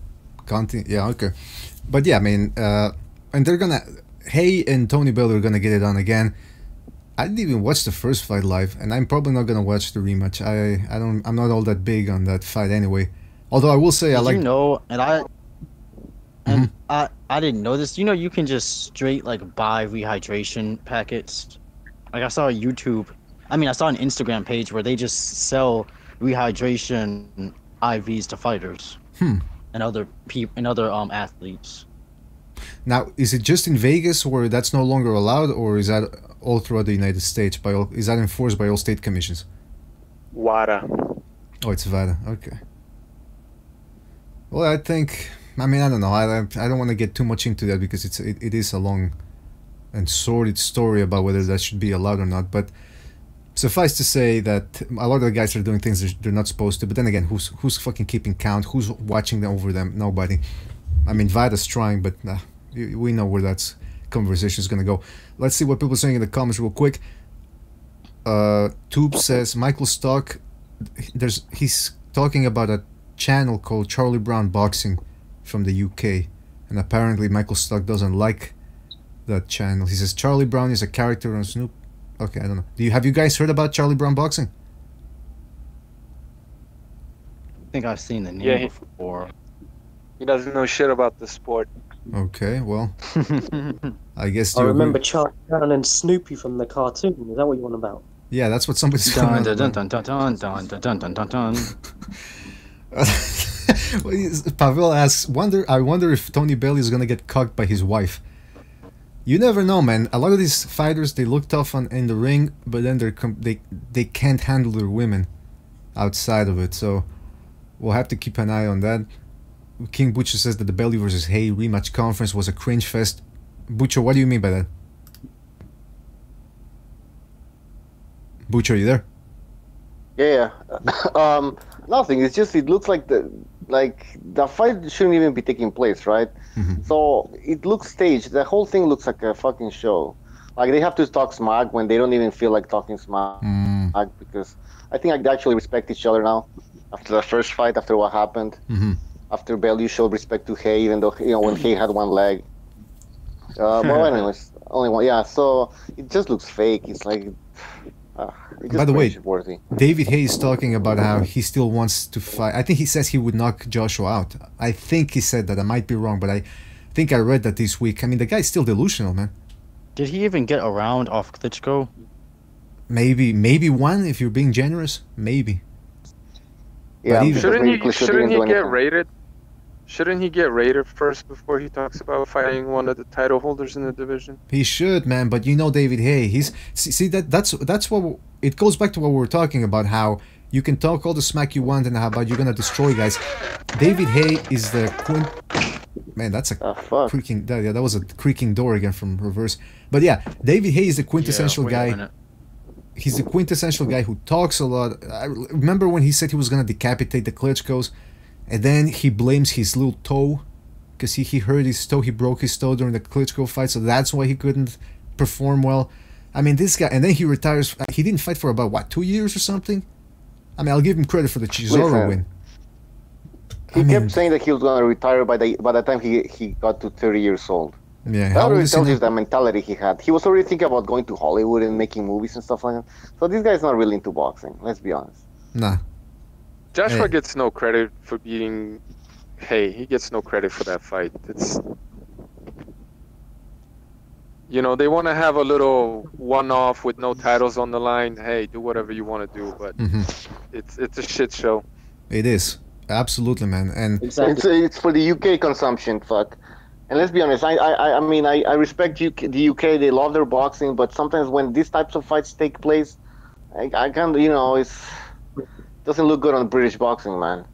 They buy trash sometimes. They buy trash, exactly. They're like Sor Rungvisai. They love that trash, man. No, but by the way, I didn't watch the Colin Smith fight last yesterday. So, I mean, was that pay-per-view over there? Please don't tell me it was pay-per-view. It was. Who won, by the way? Because I didn't see it. Smith. The boxer. Decision. Yeah. 10-2. Did he really get his nose broken, by the way? Because I didn't see the fight either. Get what? Did he get his nose broken? Because that's what people were saying in the chat room while I was doing the podcast. I don't know. Maybe. I would know. I was really hoping that Nicky would give him a spinning roundhouse kick and just sort of lose that discipline. Yeah, that would. That's the same thing people said when McGregor was in fighting Mayweather. Yeah. Jesus, who's falling? Reverse, what are you doing, man? It sounded Sounds like an avalanche. It sounded like he had a heart attack and he fell and he dragged the whole desk with him. What the hell was that? It's a trash bin. Oh. Okay, you better keep that close by, otherwise Sor Rungvisai is gonna go there and try to take it away from you. Listen, I don't know about the you know, when people say that, oh, McGregor's gonna kick Mayweather, it's like, you'd have to be a goddamn fucking spaz. You'd have to spaz out or chimp out to do that. I mean, the guy wasn't gonna kick him over the head, although it would have been fun to see it, but it would have been magnificent. They just need the crown jewels. Sorry, I didn't catch that. What did you say? I said it would have been magnificent if McGregor just need him in the crown jewels. Would have been worth the pay-per-view price, that's for sure. And now Mayweather, he's still... I think the guy's bored, man, because now he's talking about a possible MMA fight against McGregor. Is that all talk? Are you fucking serious, man? That's not going to happen. That's not happening in a million fucking ever, man. Yeah, man, McGregor just ragdolls him. Here's hoping it does. Yeah. Nah, forget about that. He needs attention, man. Listen, when they immediately after they announced Canelo Golovkin 2, Mayweather comes out with a fucking tweet video like he's inside an octagon, you know, jumping around. Yeah, he always does that, man. Yeah, he has fucking mental issues. Now, I know some people would say, oh, but you guys are talking about him. Yeah, we're talking about how ridiculous his tactic is all the time. Remember when Pacquiao versus Cotto was announced? Or was it Pacquiao-Hatton? By one of those fights, and then all of a sudden Mayweather announces, the same day he announces his fight against Marquez. I mean, it's just, that guy loves that attention. He's always looking at it. He was always looking at what Pacquiao was doing. Yeah. That's a fact. Anyway, you know what? I don't want to harp on. Yeah, go ahead, Reverse. What? Probably got autographs of Pacquiao under his bed. Okay, well, that doesn't even make sense, man. But hey, by the way, now that I have you here on the line, Reverse, I wanted to ask you, I forgot again. What was the name of that Japanese guy you showed us a couple of months ago? The quick-fisted, undefeated guy? Kosai Tanaka. Koshai Tanaka or Kosai? Kosai. Kosai Tanaka. Kosei, yeah, Kosei Tanaka. Okay, I always forget this guy's name, man. Light flyweight. Okay, yeah. Hopefully he can make something happen. 22 years old. 22. He's not like those Japanese champion. He's not like those Japanese fighters that win their first title at 33 years old. Japanese fighters, they either win their first title when they only have 5 fights, or they win it when they're like 34 years, 36 years old. You know, it's never an in between type of thing. But hopefully this guy that's makes because like the money is for a lot of those fighters is in Japan. Mm-hmm. Like they supply the most amount of money. Like you can look at guys like Hozumi Hasegawa. He was a 3-weight champion. He fought for 4 different titles. He never left Japan. Well, he left once, right? No, he never did. Wait, I think I'm mixing them up. Hasegawa was the guy who fought. He's not the guy that fought Donaire. No, that was no Nishioka. Okay, yeah. Yeah, what happened to Hasegawa, by the way? He retired. He retired with a win over what was the guy's name? The guy who knocked out Seha in the rematch. Yeah. Oh, let me look it up, man. Yeah, Hasegawa. I remember. Yeah, but he's in Japan. On the WBC 22. He completed the clean sweep. Was it Julio? Was it? It was like. I'm looking it up. I think it was. Hugo. It says his last fight was against Hugo Ruiz. Hugo Ruiz. That's who it. Yeah. So he was able to actually stop Hugo Ruiz and win the 122-pound belt. Then he just relinquished it and retired. Mm-hmm. He was a quick That's southpaw. how he decided to end his career. Well, good for him. He was massive during the early times, and then Gazda Yorka became the main in terms of television audiences. He can get he was getting as much as 10 million, Japanese household viewers. So Lee is absolutely right. And I mean, I've travelled over there. I've seen fights in Japan, and They're hype. yeah, they have a massive following. Certainly at the lower weight categories, and they've got a stronghold. If you look at between 105, even 126, and now they're getting up towards middleweight as well. They've definitely got more champions than any other jurisdiction in those divisions, even more than the UK and Mexico. So, Mm-hmm. and they've got a lot of talented fighters. I'm hearing at strawweight and at 108, they've got 6 fighters who are up and coming, who are in their teams, who are already turned professional, and they reckon they can challenge for titles within 7-8 fights. So there's a lot of fights coming out on the conveyor belt there. Mm-hmm. I don't know if you know about this, but yep, go ahead. No, I wasn't. It wasn't even about boxing. But did you guys know that because I just found this out not that long ago, that the original Japanese were Caucasian? What? How does that work? Yeah, the people that settled Japan, the island, were Caucasian. So how did their eyes all of a sudden get like that? Well, then the Chinese came. The Chinese. Oh. They're more Mongolian, I think, related to Mongols. I think I'm not mistaken. Who, the Japanese are more related to Mongols? Is that what you're saying? Japanese are more like Mongolian. But he just said they were Caucasian. The indigenous and the native, the original settlers on Hokkaido. So how long are we talking? How long ago are we talking? How long ago? Yeah, how long ago were there Caucasians? To this day, there are the Ainu people. They live there, but they've been exterminated little by little. Phew. Why, the samurai exterminated them or what? No, the samurai are the Caucasians. We're the samurai. What are you talking? Okay, let me look that up, man. Because Caucasian. What should I write on Google? Caucasians. Japan.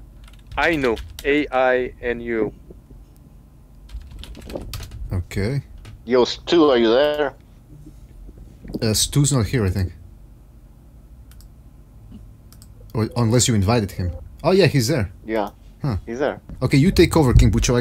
I gotta look this up, and then I gotta get some more tea, alright? Your tea. What are you, British? Well, take over what? Well, I can't look up the Japanese thing, so what do Does you guys want to anybody talk about?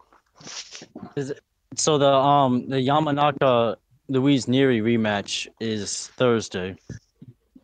How isn't that guy Luis Neri. suspended? Yeah, I was gonna say that. These guys It's fucking just use. favoritism. The guy got caught like cleanly with some, what was it? It wasn't clenbuterol. That was Vargas. It was Anabolic steroids, I think.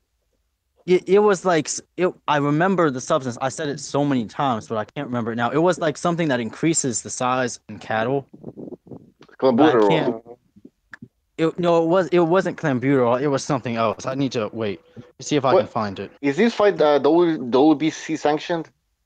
Yes, he still Okay, got well, the obviously, belt. you know what's going on with the Mexican. Yeah, because what happened is Ring Magazine gave Yamanaka his belt back.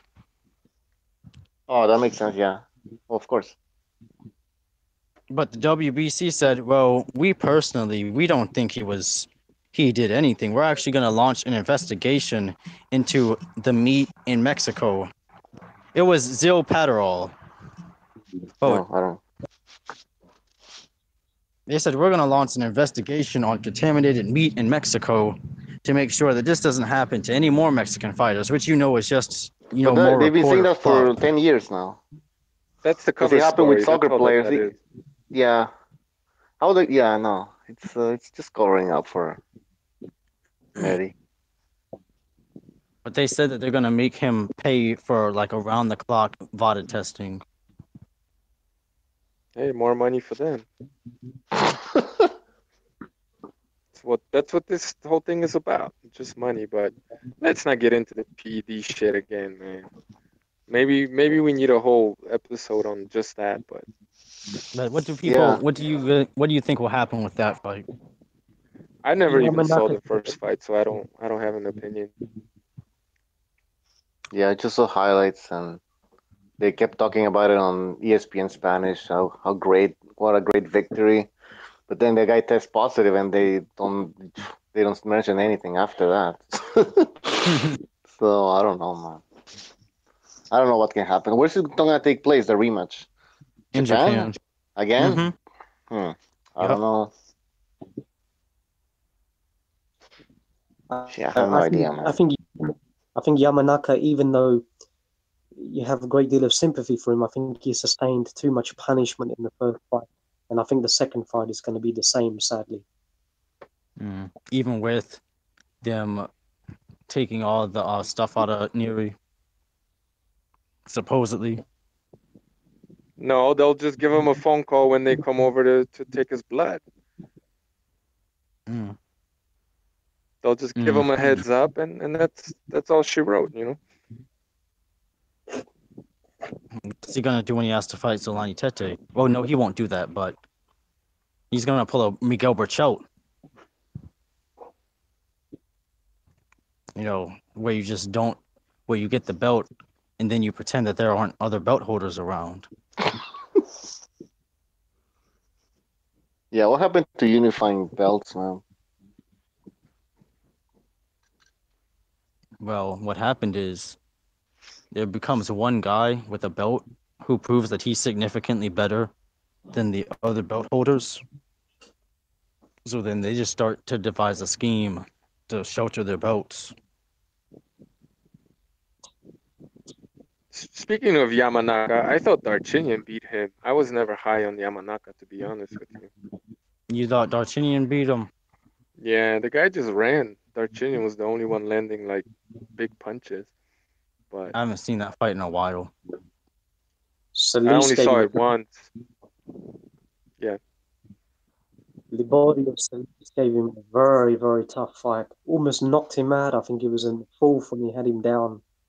Had the end of the round. If it wasn't forthcoming then I think Yamanaka was gone. Yeah, Yamanaka's chin isn't really that good. Yeah. Are you guys excited about Artam Dalakian or whatever his name is? Was anybody impressed by what they saw the other night? Not really. It was a good win, but Viloria, he wasn't really doing much of anything but just following Dalakian around the ring. He looked shot to me.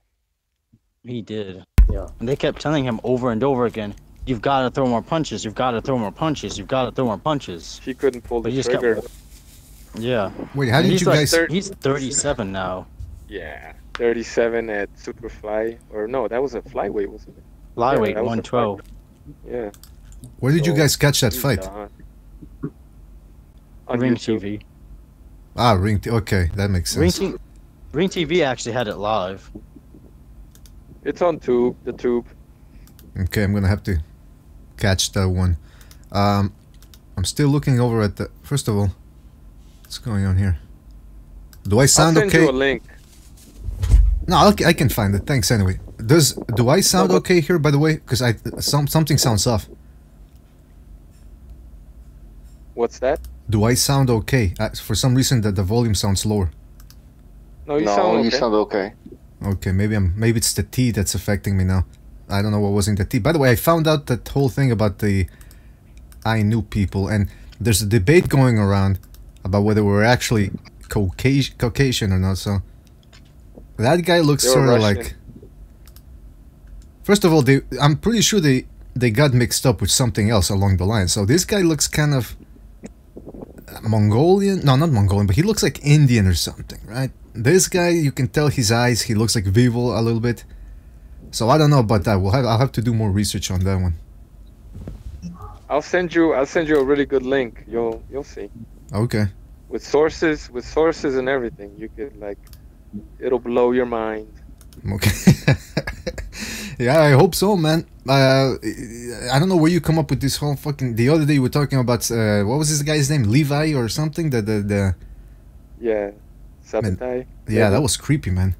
That was creepy. It is. Speaking of creepy, well, no, I'm not gonna get into that. I was gonna talk about those fucking, because I was mentioning last night when I was doing the podcast. I mentioned something about conspiracy theories, and people were saying, conspiracy theories are for fools.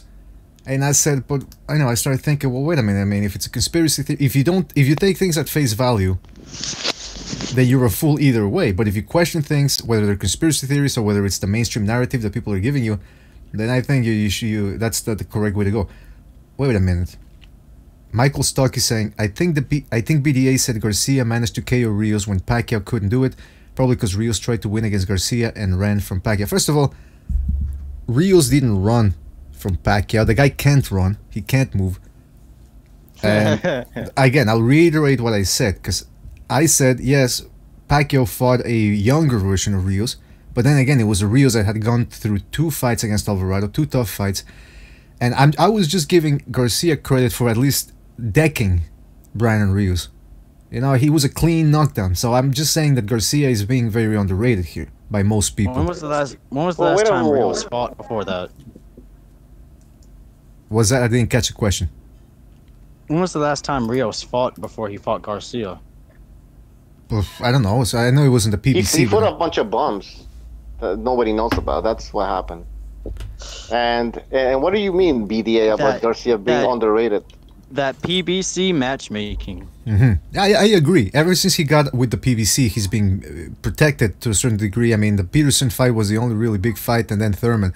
Other than that, it's been mostly trash. But people make it out to be as if Danny Garcia is just this guy that's a bum or something. I mean, I don't agree with that. I just don't agree with it. Mr. BDA. Didn't he lose to what's that guy? Herrera. Herrera? Yeah, he got did. beat down He's by a Herrera. bum. He has one left hook. That's it, man. And he doesn't even look at it when he throws it. Exactly. You look at the floor. First thing they tell you not to do in boxing, I man. hope it lands. I hope it lands. Hey, I still maintain the guy's under corruption. You were gonna say something? Yeah, I just wanted to say thank you for your time. Unfortunately, I've got to go now. Cooking duties, unfortunately. Cooking So, duties. What are you on a Pleasure being boat? always. Did you say cooking duties? Yes, I've got to cook now. Yeah. Yeah, are you on a boat or something? Are you in the Navy? You're the cook? No, because you make it sound like duties, like you gotta be there in 20 minutes or something, otherwise you get in trouble with the admiral. But anyway, listen, cook your food, enjoy it.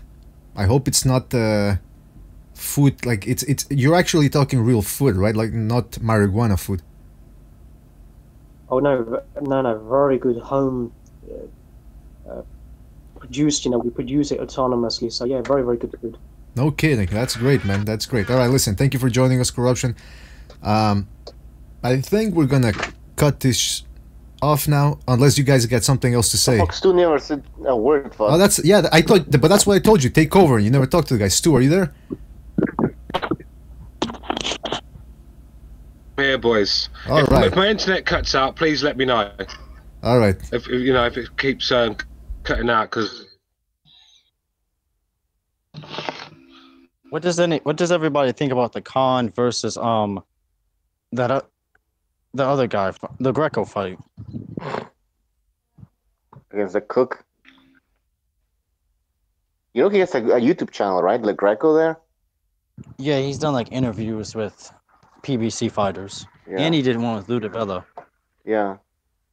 I don't know. The guy seems. I don't know. I think he's gonna get stopped. And He did say that, like, he said that he's gonna do everything in his power to promote the fight.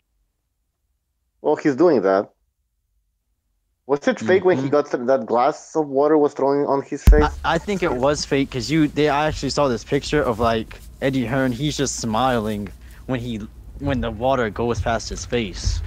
Yeah, Eddie Hearn, like, he reminds me of Vince McMahon or something, Like, it's all staged. All the press conferences are staged. So, well, wouldn't be surprised. Eddie Hearn would sell his nun to ISIS for the right price. The only fight I've seen like that where it actually like went hand in hand was Chisora White. Mm-hmm. Where they fought just as hyperactively as they talked. Yeah, those two guys bring it.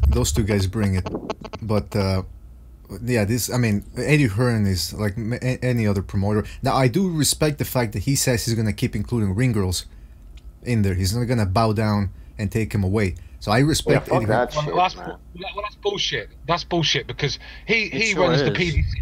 He runs the PDC darts, and they took the card girls from the darts, or they're not card girls, they're the walking girls. Yeah, he runs the PDC darts, and for years they've always had the girls come in with the darts players, and he's got rid of that to be political correct. So don't give it the. It's only because he's in the boxing world where real men are is why he's not doing it. Does anybody actually watch the dart championships? I do, yeah, I do. So how does that work, darts? I mean, do you root for a particular guy? Is it like a team? Do they have shirts and uniforms, or how does that work? How do you root for a guy? You've seen the dartboard before, haven't you? Oh yeah, I've seen it. Oh, these guys get paid fucking millions of dollars a year, the best ones, to play this game. And you start at 501, and you make your way down. You have to finish on a double. And these guys are unbelievable. I mean, it's a fucking good night out, I'll tell you. Okay, but the crowd, like, do they pay the crowd to be there? They get like 10,000. They get 10,000. I'll tell you what, the darts get more than Deontay Wilder does at his fights, that's for sure. Talk about a waste of human potential, man. I mean, at least boxing, you're learning how to kick somebody's ass, but...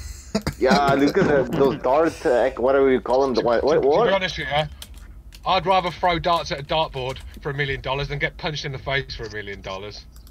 I mean, money's money.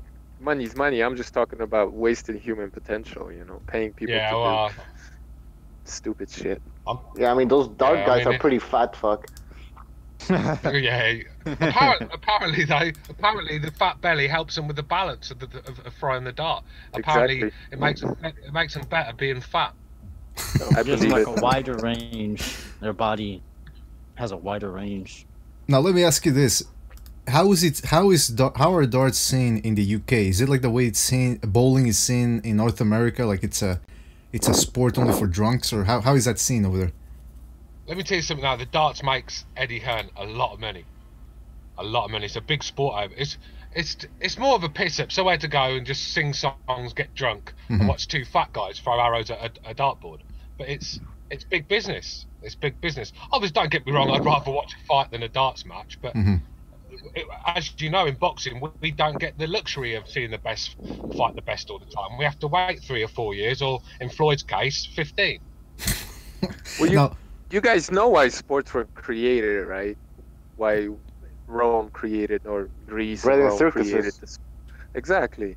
So that you don't get politically active, you don't get interested in your community, you don't get interested in bettering your lot. You're just dumbed down by a spectacle. And to see how far it's gone and how it's gotten to a point where people are entertained and pay tons of money when it comes to something like darts or snooker or whatever the fuck it's called. That really tells you that we're not very far from a complete and total collapse. Now, I think the mobile phone is probably the worst invention ever made for our children. Because when I was younger, I'm not going to tell you my age, but if I went to go and see my friend, I had to get on my fucking bike to his house, which could be 3 or 4 miles, just knock on his door, hoping that he's there. These days, they're all on the gadgets. They're the zombies, mate. They've got no desire to go and play sports. I mean, I was out in the fields till dark. My mum had to come and find me when I was a young boy. These young lads these days, they don't leave their house, and it's sad, really. Yeah. They call it the Xbox body. What a lot of children are developing these days. Yeah, and back in Stu's day, if you hadn't been molested at least twice before you were 15, you weren't a real man. Like back in those days, people were tough. How old do you think I'm fucking up? I don't know. I'm not gonna guess, but I mean I'm gonna assume that it's like I said, back when I think I was the active generation of youth. I think I was the last one where you had to go and we just exercised sports, and even if it meant roller skating, whatever we did, it was keeping fit and had something to do with exercise. We played soccer and fought every day as kids. Yeah, we played soccer in the street in Mexico and shit like that. So. Exactly. They still do it today. That's how the Brazilians are so... Yeah, that's true. That's why the Brazilians are so good. Because they play in the beach. Oh, you think when you play in sand and stuff like that, it's better for you, develop better balance. But speaking of balance and equilibrium, if sticking to that point about computers and everything, more people are sitting down now more than ever. I mean, whether working 8-10 hour shifts in front of the computer, then they get home and they sit down either to watch Netflix or to use their computer and browse YouTube. It's sitting down most of the time, and I gotta wonder what's that doing to our postures. Not even that, but it's a good point. Like, it is ruining your posture, but you're in the state of light hypnosis almost all the time. So, don't come talking to me about conspiracy theories, because you're just not on that level. If you're still watching TV for hours every day, like you're in the state of hypnosis for long Most of those stretches programs are terrible these days. Well, they're programs. That's the problem. Yeah, you get all these subliminal messages then about fucking. I saw this transgender bullshit. But I saw this one video. It was like 43 anti-white commercials where like they show just like a regular car commercial, but they detail the subliminal racial messages that you can find in the commercial. Yeah, I mean, come on. Could you make a movie? Could you make a comic movie where the superhero was loosely based on Hitler, for example? Could you get away with that? Why would you want to do that? Well, I mean, you got Black Panther. If you have Black Panther, why not Hitler? I've noticed one thing, though.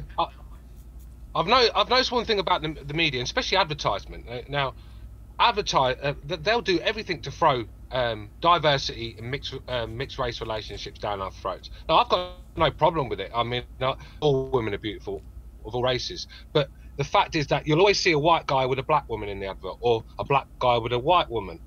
This is in the UK. They're always pushing this race mixing agenda.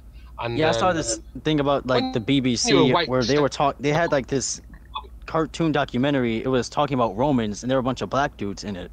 What? Yeah, I was watching all this about Carthage. The empire. The empire. And they're all blacks. And I was like, since when were they blacks? They were Phoenicians. That's from Lebanon and all that, like the Middle East, like over there. So like they weren't black. Like they're changing the whole history just to appease black people. It's like, man. But here's a problem. Yeah, if you look up "We Was Romans," Yeah, that's even worse because Romans weren't black for sure. There's no way they were black. The problem here is that people keep harping on the ancient Romans. Well, when you see Italians now, Italians are very they're very Latino looking, aren't they? Italians. Well, yeah, Sicily and stuff like that. Yeah, for sure. But they weren't black. I mean, sub-Saharan Africans, no way. But back in the Roman days, the Italians were blonde hair with blue eyes, and they were like Scandinavian looking. So over the years, from obviously from the Moors coming over and so on, and then you got the Islamic armies as well, where they've got darker over the years through the invasions. But the actual Romans itself, the Italians, were actually blonde hair with blue eyes at one time. Well, see, so were the Egyptians. Well, that's the thing. It's you got these people that are talking about we were they were the Egyptians, but I don't agree. A lot of these. I'm talking over here, man. What the hell? When it comes to Egypt, they like to claim Egypt, but when you see and they'll say, well, black people built the pyramids, but when you see a lot of the messages on the pyramids, the black people are actually in these messages, but they're usually the slaves. So they did build it, but they weren't. I've investigated that. But now, absolutely, first of all, they claim the black supremacists claim that ancient Egypt was black because it's in Africa. That's simply just because it's in Africa doesn't mean they have to be black. I mean, the distance between Egypt, Cairo and the Mediterranean, the Greece and stuff like that is pretty short. I mean, you can cross over just cross over the Mediterranean, you're in Egypt. You know what I mean? So their claim is pretty fucking weak. Yeah, those are the same people that say that IQ tests were created to make white people seem supreme.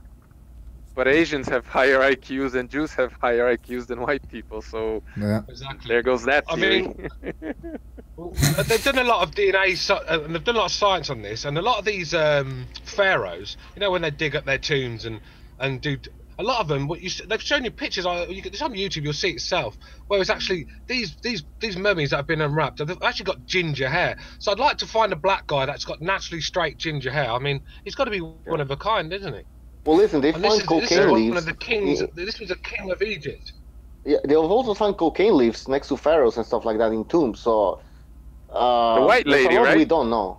I think so. There's a lot we don't know about. I mean, their reach was pretty far around the world. Maybe they actually reached the Americas. Who knows, man? I mean, cocaine comes from over there.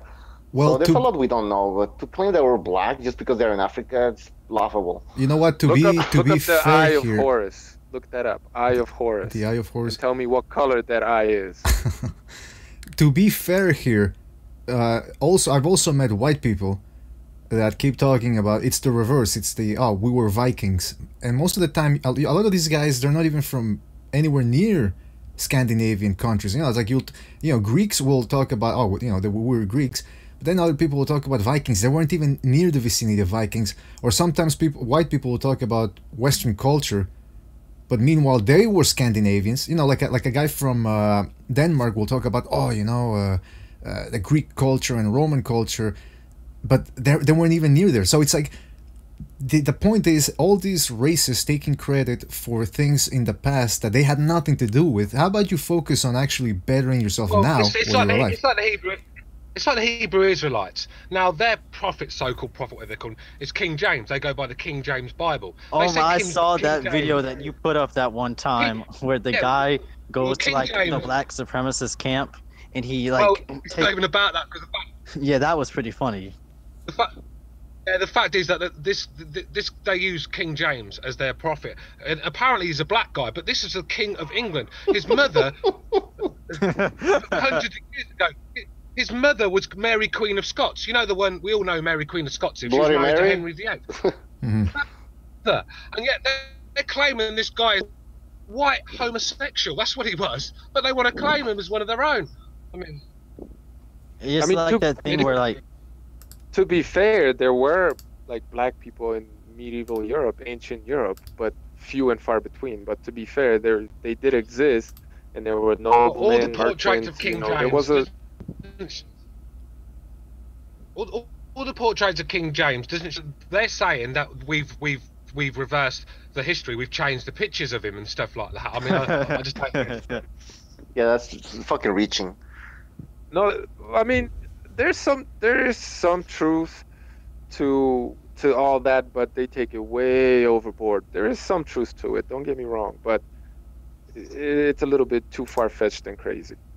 It's ridiculous, man. It's and that's ridiculous. where they get the saying. That's where they get the saying. We was kings, isn't it? Yeah, everybody listen. Was kings. But I want to get back to what Precise said about people are hypnotized, and in more ways than just because they're watching TV. They're being hypnotized about the past. Oh, we were this, we were that.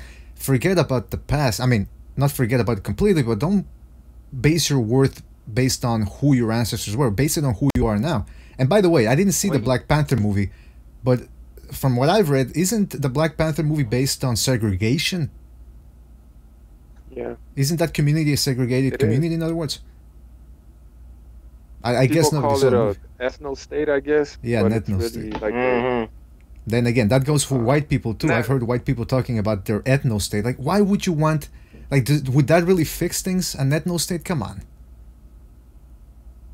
It's also a culture that they should. When these debates take place about ethno states, I think we should focus on culture. What type of values do you want to live under or with, right? But not racially based. It's more culturally based. That's where the debate should take place around. Look, if that's what people want to do, then that's fine. But when another group wants to do the same thing, don't be a hypocrite and criticize them. You know what I mean? Yeah. That's what I said. Like the LDBC, for example. Like, it's like, in my opinion, I'm like, you guys, you wanna destroy racism, whatever, but you segregate yourself by building this community called the LDBC, where it's only black people. No, come on. Like, most of those guys are they're just racist. Let's be frank. Most of those guys they wanna be segregated and then cry about it. But guys, you are segregating yourselves over there. So, like, you can have it both ways. That's a good point, man. Now, I mean, yeah, go ahead. The Black Panther movie is definitely made to stir up the blacks. If you that's my opinion, I think, because they've been going wild since that film's come out.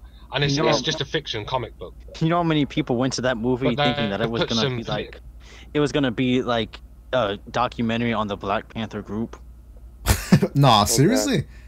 People thought it was an actual about the Black Panthers. Yeah, I heard people were like, because I didn't see the movie, but people at my school went to go see it. They said people were like leaving the theater asking for their money back because they thought it was actually like a historical movie. Nah, that can't be. Nah. That can't be. Doesn't everybody see commercials and posters nowadays and trailers Apparently on YouTube? Not. Mine, obviously not. Are they paying attention to it, or are they just seeing it?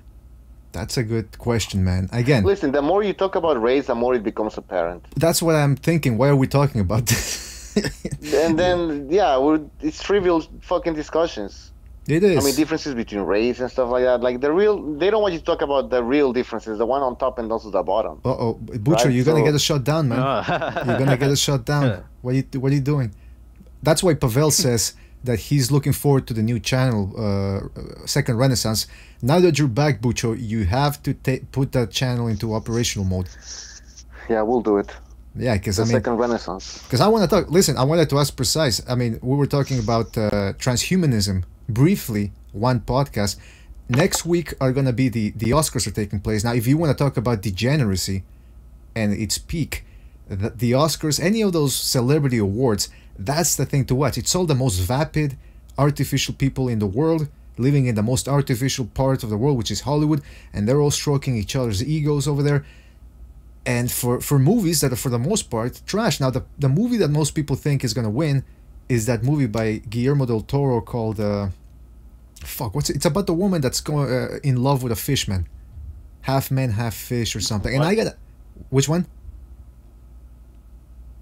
Merman. What? That's a movie? Yeah, that's a movie. Actually, I'll look it up right now. I've never heard of that. Oh, you've been missing out, man. First of all, it's nominated for 13 Oscars. 13. All right, so that's a number of significance right there. But let's put that aside and let's focus on the real content of the movie, which is about a woman who falls in love with a man is a hybrid. He's an animal-human hybrid, okay? And there's all these articles coming out from Jezebel and all these other rags that are saying, well, would it really be a bad thing to be in love with a half man, half animal? And I'm thinking, what? Wait, what? We're actually having this conversation? Like, this is a movie. It's called, I'm putting it up there on the screen, it's called The Shape of Water. And I'll just read you the synopsis real briefly. It says, at a top-secret research facility in the 1960s, a lonely janitor forms a unique relationship with an amphibious creature that is being held in captivity. That's the movie. That's the movie. Why not just make a porno out of it? It's Beauty and the Beast, right? It's Little Mermaid. Why am I hearing myself? I can hear you fine. Anyway, it's something that's been going on forever. Even if you look at old artifacts, or like going back to Egypt, some of the Egyptian art, you'll see half man, half jackals, half half man, half whatever creatures. It's something that's been going on for a very long time, and I'm wondering if, because some people are saying that we're really a hybrid species where we have that we're not fully human to begin with anyway, or whatever that means. That there's a do you design sort of thing? Huh? Yeah, I believe that. Oh boy, he's cutting off. I couldn't hear anything. Yeah, you're cutting off again. I think everything. Oh, I don't think we're a start. Yeah, I believe there is a I don't want to go too deep. I sound like a fucking weirdo, but honestly, believe that there's something out there. I think we've been created because we've got smarter and smarter over the years. And it's not just a convenience. I mean, 150 years ago, we couldn't build a car. We weren't in the sky. And look what we can do now. I mean, I think genetically,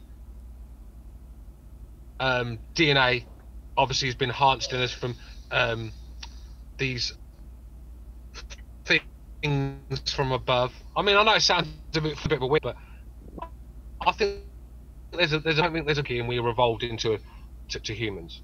I just don't believe that.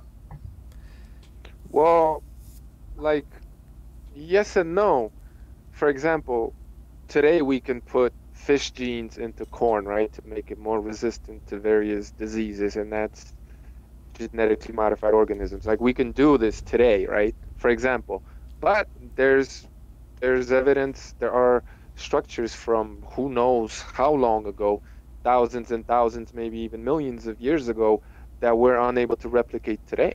So if that's the case, maybe we were able to splice genes a very, very long time ago, and that knowledge was lost, and then we're barely regaining it back.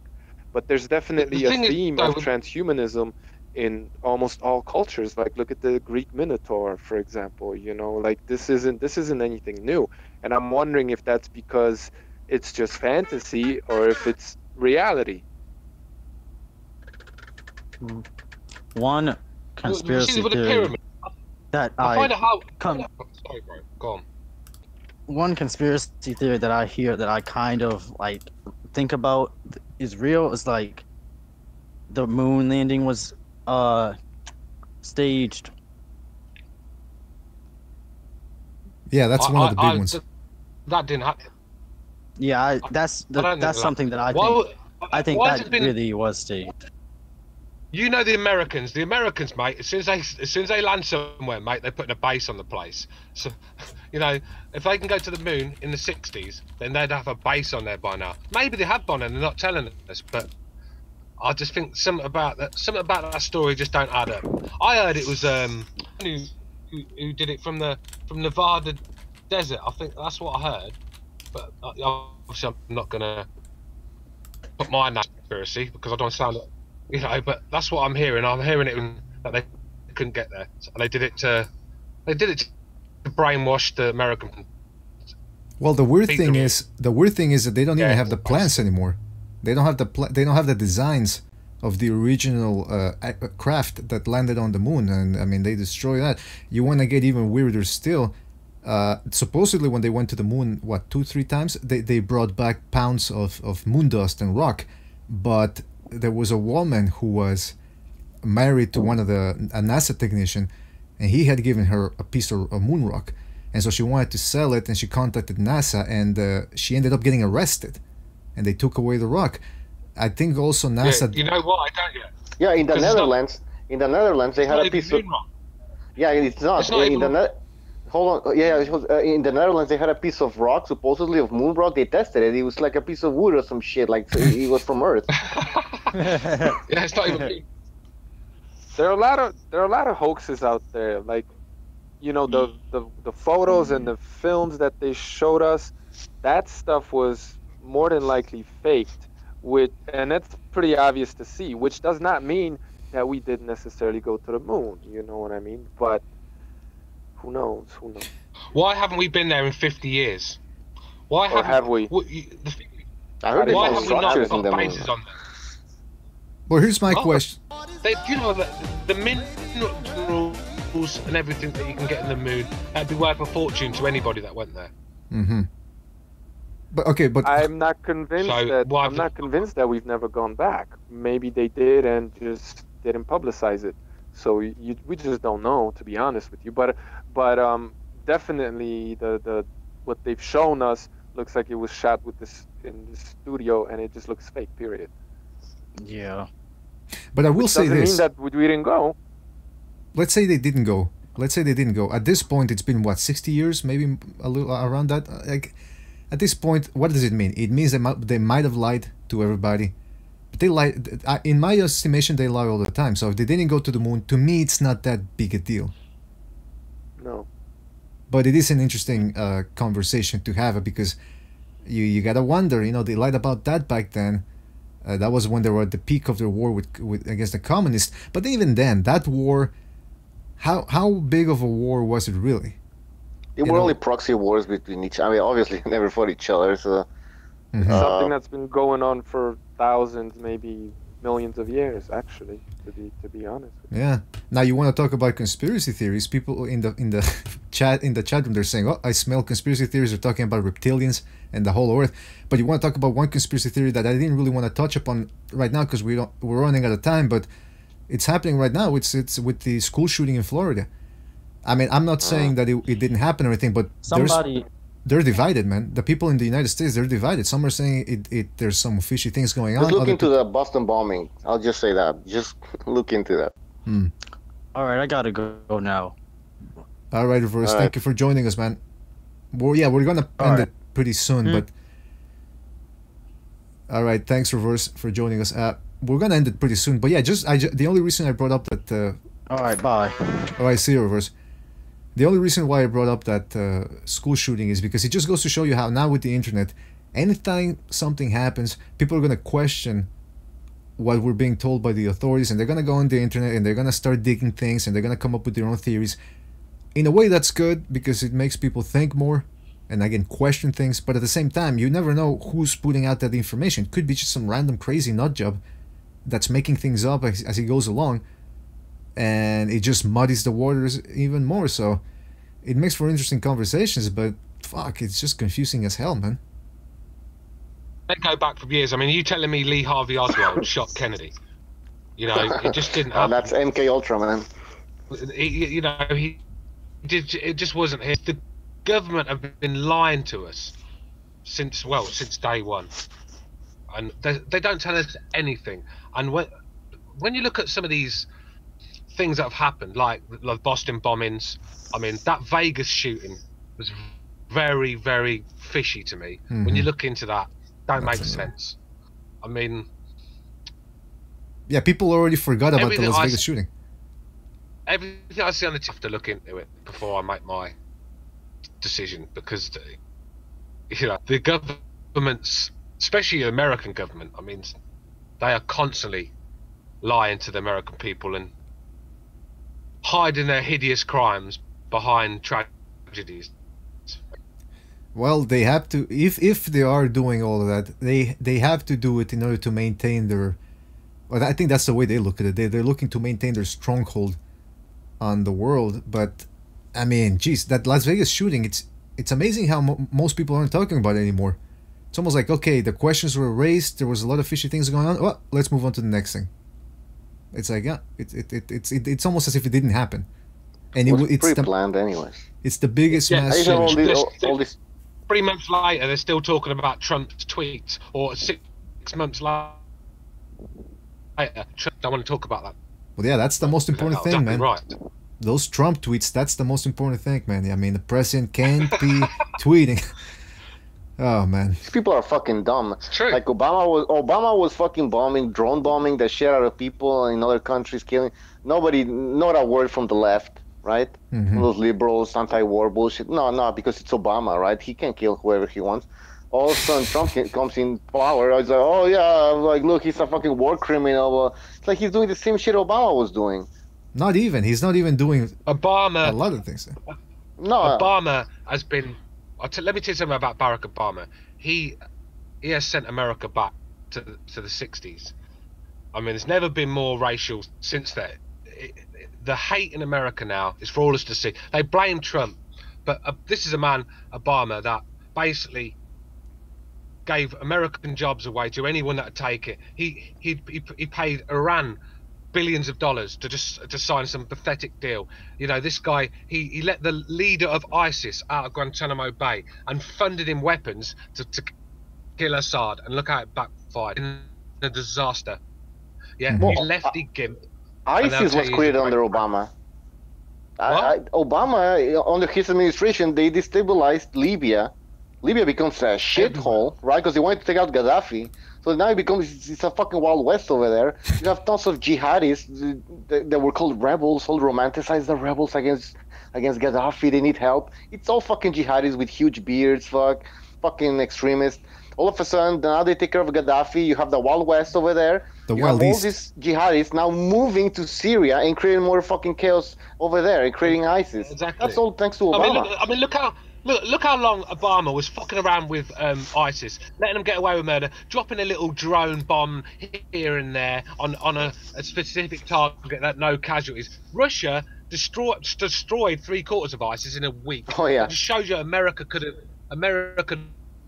blasted ISIS out of the water in far more than years because he was behind it, along with that haggard old devil Hillary Clinton. Yeah. It was the U.S. backed up by the Gulf states, all these kingdom states, they're monarchies. It's disgusting, man. And these pro-blacks will tell you how racist Trump is, but yeah, Hillary Heidi Dry, who called a waitress the N-word because she brought food that she didn't ask for. This was a woman that said black men were what was the word she used? Predators. You know. Oh yeah. This goes on. Yeah. Hillary Clinton was perfect to be president. Yeah. Donald Trump, who gives Americans in work, done anything wrong to an African American, yet this guy is the devil that's out to get them. I mean, it's fucking utterly mind-blowing. Yeah, and then you would criticize Obama. You hate him because he's black. It's like, okay. Who, me? Okay. Like I said, Barack Obama, I mean, he's mixed race, so he's, you know, he is a black man, but he's obviously got white in him as well. It doesn't matter about his race. Yeah, exactly. He's awful. He does a good speech. He was a handsome man back in the day, looking like a reptilian. I mean, he did a good speech. Like a reptilian. You know, and they fall for his bullshit because he's a charmer. Snake charmer. This guy is that he used to like, that's for sure. I reckon when he was senator of Chicago, and his boyfriend at the time came out and said that. You know, so he does like men as well. I mean, I'm not taking that against him. Well, Michelle or Michael Obama, I don't know how you want to call her. It's pretty weird. Michael. I mean, he looks like a dude. Oh, it's funny also how like all these liberals are, you know, oh, don't criticize fat. You don't criticize fat people. That's that, you know, don't talk about people's physiques, okay? And then they all fucking shitting on Trump's wife, Ivanka Trump. No, what's her name? I don't know. What's her name? Melania. Trump's Melania Trump. Yeah. Oh, look at her, blah, blah. Yeah. They're fucking shitting on her, like the way she looks and everything. Oh, but and then Michelle Obama. Oh my God, she's so beautiful. Oh, she's gorgeous. And I'm like, what the fuck are you guys talking about? What the fuck? I know. I think they need that laser treatment that you can get now on your eyes, isn't it? Yeah, but they're fucking hypocrites. The left, that's what I hate the left about. This new left, whatever you want to call it, the alt left, whatever, they're fucking hypocrites, man. They're destroying Europe, and they're destroying it, mate. And they're not going to be happy. If we carry on listening to these lefty gimps, this place is going to be an absolute... They want left. It's going to be fucking... They want to kill these hippies with low testosterone who won't stand up for anything, man. That's what they do in prisons, man. They started taking up the weights and the gym privileges because they don't want people with high testosterone because they're more difficult to control. So they're giving them soy sauce and everything, estrogen and shit, so they're more complacent. Exactly. You walk the streets these days and you've got 25-year-old men with pink shirts on and tight jeans, you know. Yeah, man. They're all leftists. There's no one on the right. They're all leftists, first and foremost. The thing is, all right. The thing is with the liberals, they're all for diversity when it's not in their little towns and villages. Because a lot of these lefties, they live in places where there is no diversity. You know, it's all good, you know, from your little white village calling for diversity and mass immigration, but when you ain't got to put up with it on a daily basis, you know, so that's my opinion on whether that. You're, the lefties, whether you're they're the biggest advocating for diversity or nationalism, and you want to make that a policy, you're still a leftist. It really doesn't matter what you're advocating for. Let the people choose. Exactly. Let them do what they want to do. Let the individual decide what the individual wants to do. Anytime you have a certain push for, be it nationalism or multiculturalism, you're an authoritarian, which makes you a leftist. They're all leftists. Yeah, well, there's authoritarian on both sides, I guess. You go too far to the right, you go to communism, to fascism and then communism. And what communism and fascism have in common is they're authoritarian. So then this new left, go ahead. But it's fascism's not on the right. See, they're all on the left. They're all on the left. I agree, 100%. Well, yeah, when it comes to collectivism, yeah, I guess. I mean, it's kind of a blurry thing. Well, no, they confuse the spectrum on purpose so that people who really have the same ideas ultimately end up arguing, and no matter which way you pull the spectrum, you're always going to the left. So it's a bunch of useful idiots just arguing against one another when they're really advocating for the same thing, and that's the loss of individual freedom, no matter how you slice it. Yeah, you're right. And the spectrum is all fucked up. I think multiculturalism can work, but you have to do it gradually. You can't, like in certain places in England where you're sticking 260 different nationalities, it's no lie, in one little town and expecting them all to mix straight away. No, it doesn't. You grow, you have, and you bring them in slowly. You can't be This is why it's fouled, and this is why it's going to get. It's a shame because it can work. People can get along from different cultures. We prove that. We're from different people. We get along with. But it's just when you can assimilate. You force too much of it on people. I think that's when it goes wrong. It's when you bring mass immigration and you put them in one little place and they create their own village and their own city. Like, they won't assimilate. How do you expect these people to assimilate if they're living together in their own, practically their own city, with their own laws?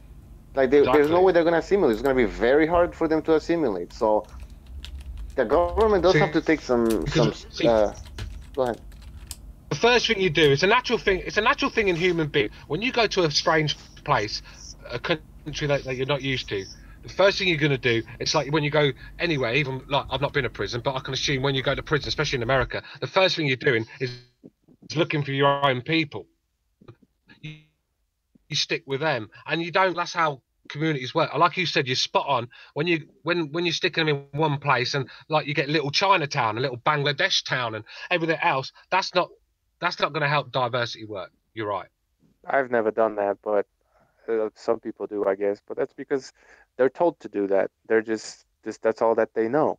If you let people do what they will do organically, you're going to get some of that, and you're going to get some mixing. You're going to get everything. The only problem is with people who believe that they could steer and reconstruct society. That's the problem. Let it happen organically, and it's going to be fine. Because if I live in a certain neighborhood and I want to sell a property to whomever I want to sell the property to, whatever their skin color is, like, I'm doing it willingly, so I'm willing to deal with the consequences, right?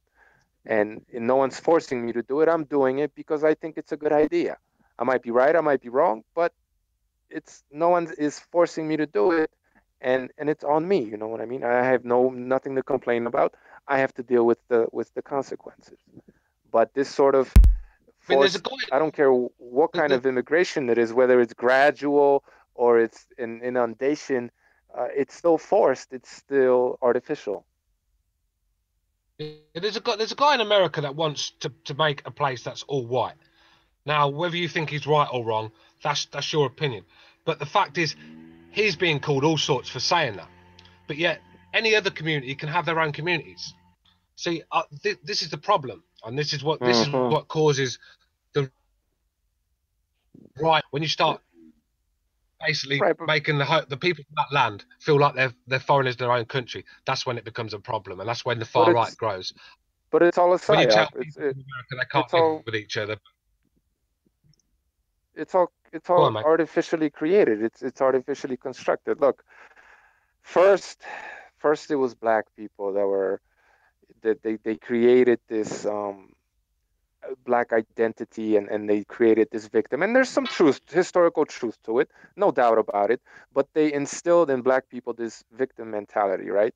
So they created black nationalism, basically. Now they're doing the same thing to white people, talking about how, well, the black people can do this, why can't white people? And now white people are picking up the victim identity, and there you have the emergence of such groups as the alt-right, white nationalism, and all that. So what you're really seeing is nationalism becoming the prevailing ideology all over the world. And while that, to a lot of people who don't understand what's going on, that seems like, well, that's a good thing, because it's not globalism, right? We're moving in the opposite direction to globalism. However, if the entire world holds the same ideology, namely nationalism, how is that not globalism? If everybody thinks the same way, whether the only difference is, look, before we had tribes, right? Organically, we had tribes. We had the family unit, and then we had a tribe. People who worked together, they all knew each other, they all cooperated. That's how we organically divided ourselves. Then you had countries, right? And now you have this global community. So even though it seems like nationalism is a step back from globalism, no, it's a step in the direction of globalism, because it kills individuality, it promotes collectivism globally.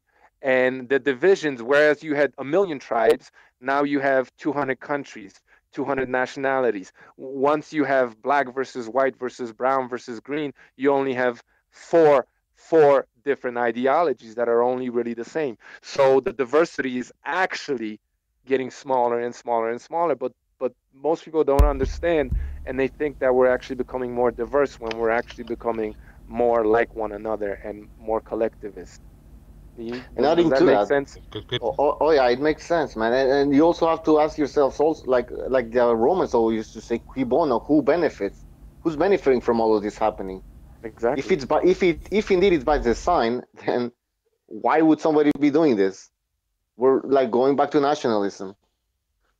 Yeah, but there's lots of people. There are lots of people saying that, oh well, Trump is not a globalist; he's a nationalist. No, it's one and the same. It's all collectivism. The thing is, when you look back at the Soviet Union, the old Soviet Union, it proves that when you stick nations together as one, it just doesn't work. I mean, for some reason, there's a thing in human beings where we like to be part of something. Like, I mean, even the World Cup. How could you have a World Cup of soccer, as you guys call it, I mean, it just doesn't work, and it never will. The Soviet Union proved that. The Roman Empire proved that. These people they were constantly fighting these people to be part of this. The Turkish Empire, I forgot what they're called. Come on, Precise, help me out here. What they're called? Doesn't matter. The Turkish Empire, they did the same. Where they forced people to be part of an empire, and the Ottoman Empire. I think that was a word. That's globalism. That's globalism. Nationalism for me is not globalism. I see where you're coming, Precise, but for me is where you're trying to force people like the EU. Everyone knows about the EU and Europe. Haggard old men in Belgium telling us what we can do in England, telling us how much we've got people from Sweden coming over nicking all our fish from our sea, and we can't do nothing about it. Everything we're told what to do, told what to say. But that's always been the case. This is the Soviet Union coming back, and that's always been the case in the UK. The Germans always told you what to do. All of your kings forever have always been German. King George, fucking German guy. There were Romans, there were Germans, there were the Holy Roman Empire. So that's always been the case. But as far as the Soviet Union, it never fell apart. They still have the same anthem. Russia has the same exact anthem. Maybe they changed the words a little bit, but the melody's the same, and they all still chant it. And they all. Soviet Union, come on, you can't deny that the Red Curtain is not the Iron Curtain's not there anymore. I mean, the Soviet Union's broke up. But this is what happened. Yeah, but that was Russia. The Iron Curtain. It's not there. No. Look. This is how it works, Stu. British, we still fight out. You're breaking up, Stu. Go on. Like I said before, you have the family unit, then you have the tribe, then you have the country, then you have the EU, right? And then you have a global community. And all those things have to be first created, and then they have to fall apart for the next stage to happen. So the Iron Curtain fell, and now all those former Soviet republics are being integrated into the West, into one big fucking whole. But in reality, that unity still exists amongst those people. It's still there. That's interesting. I don't know. The Russians don't really EU like has to. Stu, look, Brexit is great, and people think it's great and awesome. The EU has to fall apart in order for something bigger to swallow, to pick up all the pieces, and that's exactly what's happening, and it's going to keep on happening. So the EU is just a temporary project. It's just a temporary project, and it's going to fall apart, and something bigger will spring up in its place. Do you think the EU is a good idea then, mate? No, it's a step toward global society. That's what I was trying to say. But you have to. What I'm saying is, you have to dissolve the EU for something bigger to swallow up all those individual countries, and that's exactly what's going to happen. So the Iron Curtain had to fall in order for the global community to come into existence, because that's open new markets. It was dividing. Even this is how you do it. You take the world and you divide it into gradually bigger and bigger units. And even though it seems like division, it's very paradoxical, because what you're actually doing is you're making bigger cells, bigger and bigger cells. But people buy this whole idea of national identity. There's no such thing as national identity. There's you, there's your family, and there's the guy that, loaned you $200 to get you out of a jam. Like that's what matters. There's no such thing as national identity. It's all created. That's a good point. It's all fake. That's a good point, because if you look at, let's for example, look at the United States, man. The people from Texas, they make fun of the people from Oklahoma. Oklahoma, same thing, or they probably make fun of, I don't know, people from Virginia or something. It's like the United States is a perfect example, because it's really more of a state-based city in terms of culture. Now, of course, what's that? So it's a confederacy. Also, yeah, it's Canada, you could call it a confederacy. They each state or province do their own fucking thing. Now let's have a federal government that. Let's take a look at Canada. Canada is a multicultural country. You got people from all over the world here. I get along with people from all the continents, man. That came from all the continents. Now, that's mostly true in the big cities. You look at Toronto, Montreal, what's it called, Vancouver. But there's still a lot of places in Canada, very much like Russia, that aren't that highly populated. And in those places, most of them are mostly white, most of them. But you still have a large influx of immigrants there. But like Stu said, they're doing it, or they used to do it gradually. Now Canada too, all of a sudden they want to import a whole bunch of immigrants in one shot. That's when you start destabilizing a country, because it's hard to do that type of stuff, to integrate everybody at the same time. And going back to what Precise said, it's really, what is a nation? Yes, when they go to war, it's nation against nation, technically, but it's divided, man. The countries are divided by people. You know, it's small communities. First of all, there was a study that said that I think you can only remember the names of 120 people, meaning you can only really form strong bonds with about 120 people. I might be getting the number wrong, but that's about something like 100 people. More than that, it's difficult to form an emotional relationship with them, meaning if you're living in a big city, you don't really care all that much about the guy living across the street from you in a different skyscraper. You know what I mean? Because it's impossible. We're not used to living in huge, humongous cities. Now you multiply that to a country, like for example, the United States, it's what, 300 million? Or how many people is that in the United States? Something like that, right? 370 something million. Yeah, something million. Do you really think these people are all bonded? I mean, they'll bond, they'll pledge allegiance to the flag as every other country does, but at the end of the day, it's not that the way they make it look. You know what I mean? To try to drive home Precise's point. I think that's what Precise sometimes the true difference is not between the guy who's next to you because he's from a different country, different race. The real difference is between you and those on top of you. Because the ones on top, they see you as cattle. Let's be honest. They won't give their life for you. They won't help you out in any instance. They don't give a shit about you. Well, are you saying Hillary Clinton? Just because yeah, exactly. Just because Hillary Clinton, she's American, I'm American, and she's gonna help me out. Get the fuck out of here. She only wants. I mean, seriously, do you really think a person like that cares about you? Fucking multimillionaire. Now, would you say the same thing about Trump? Politics for power and fame. But would you say the same thing about Trump? Yeah, I would say the same thing about Trump. I would say, but maybe. I'm not a fan of Trump, by the way. But Hillary Clinton, she has a long, I mean, she's comes from a family of rich fuckers. Although she claims she doesn't, but let's be honest, she is. She's in it for the fame and money and power. That's the fact. Trump, I don't know. At his age, wanting to become president, why would he want to do that, though? He has no choice. Well, maybe he was put in there but he was pushed. But yeah. Well, let's put him in the same. It's all one and the same. It's all part of the same psyop, the same social reconstruction, right? Obama got the racial. America was basically a post-racial society, or heading in that direction. Obama made everybody think about race once again, but it was in a positive context, which is why people accepted it, right? Black president. Look at how great we are as a nation. We elected a black president, so he brought race to the people's consciousness, and then once that's in your consciousness, that's naturally divisive, right? It's naturally gonna set people against one another. And then they gave you Trump, who's kind of covertly, he's allegedly a white nationalist or more pro-white. So they gave you somebody that's kind of the opposite to Obama. And now white people are becoming racially aware and racially conscious.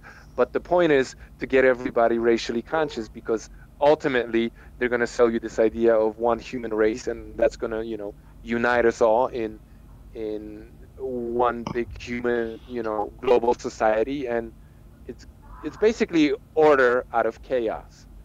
That's you have to have chaos in order to finally get order, and that means complete and total enslavement of everybody.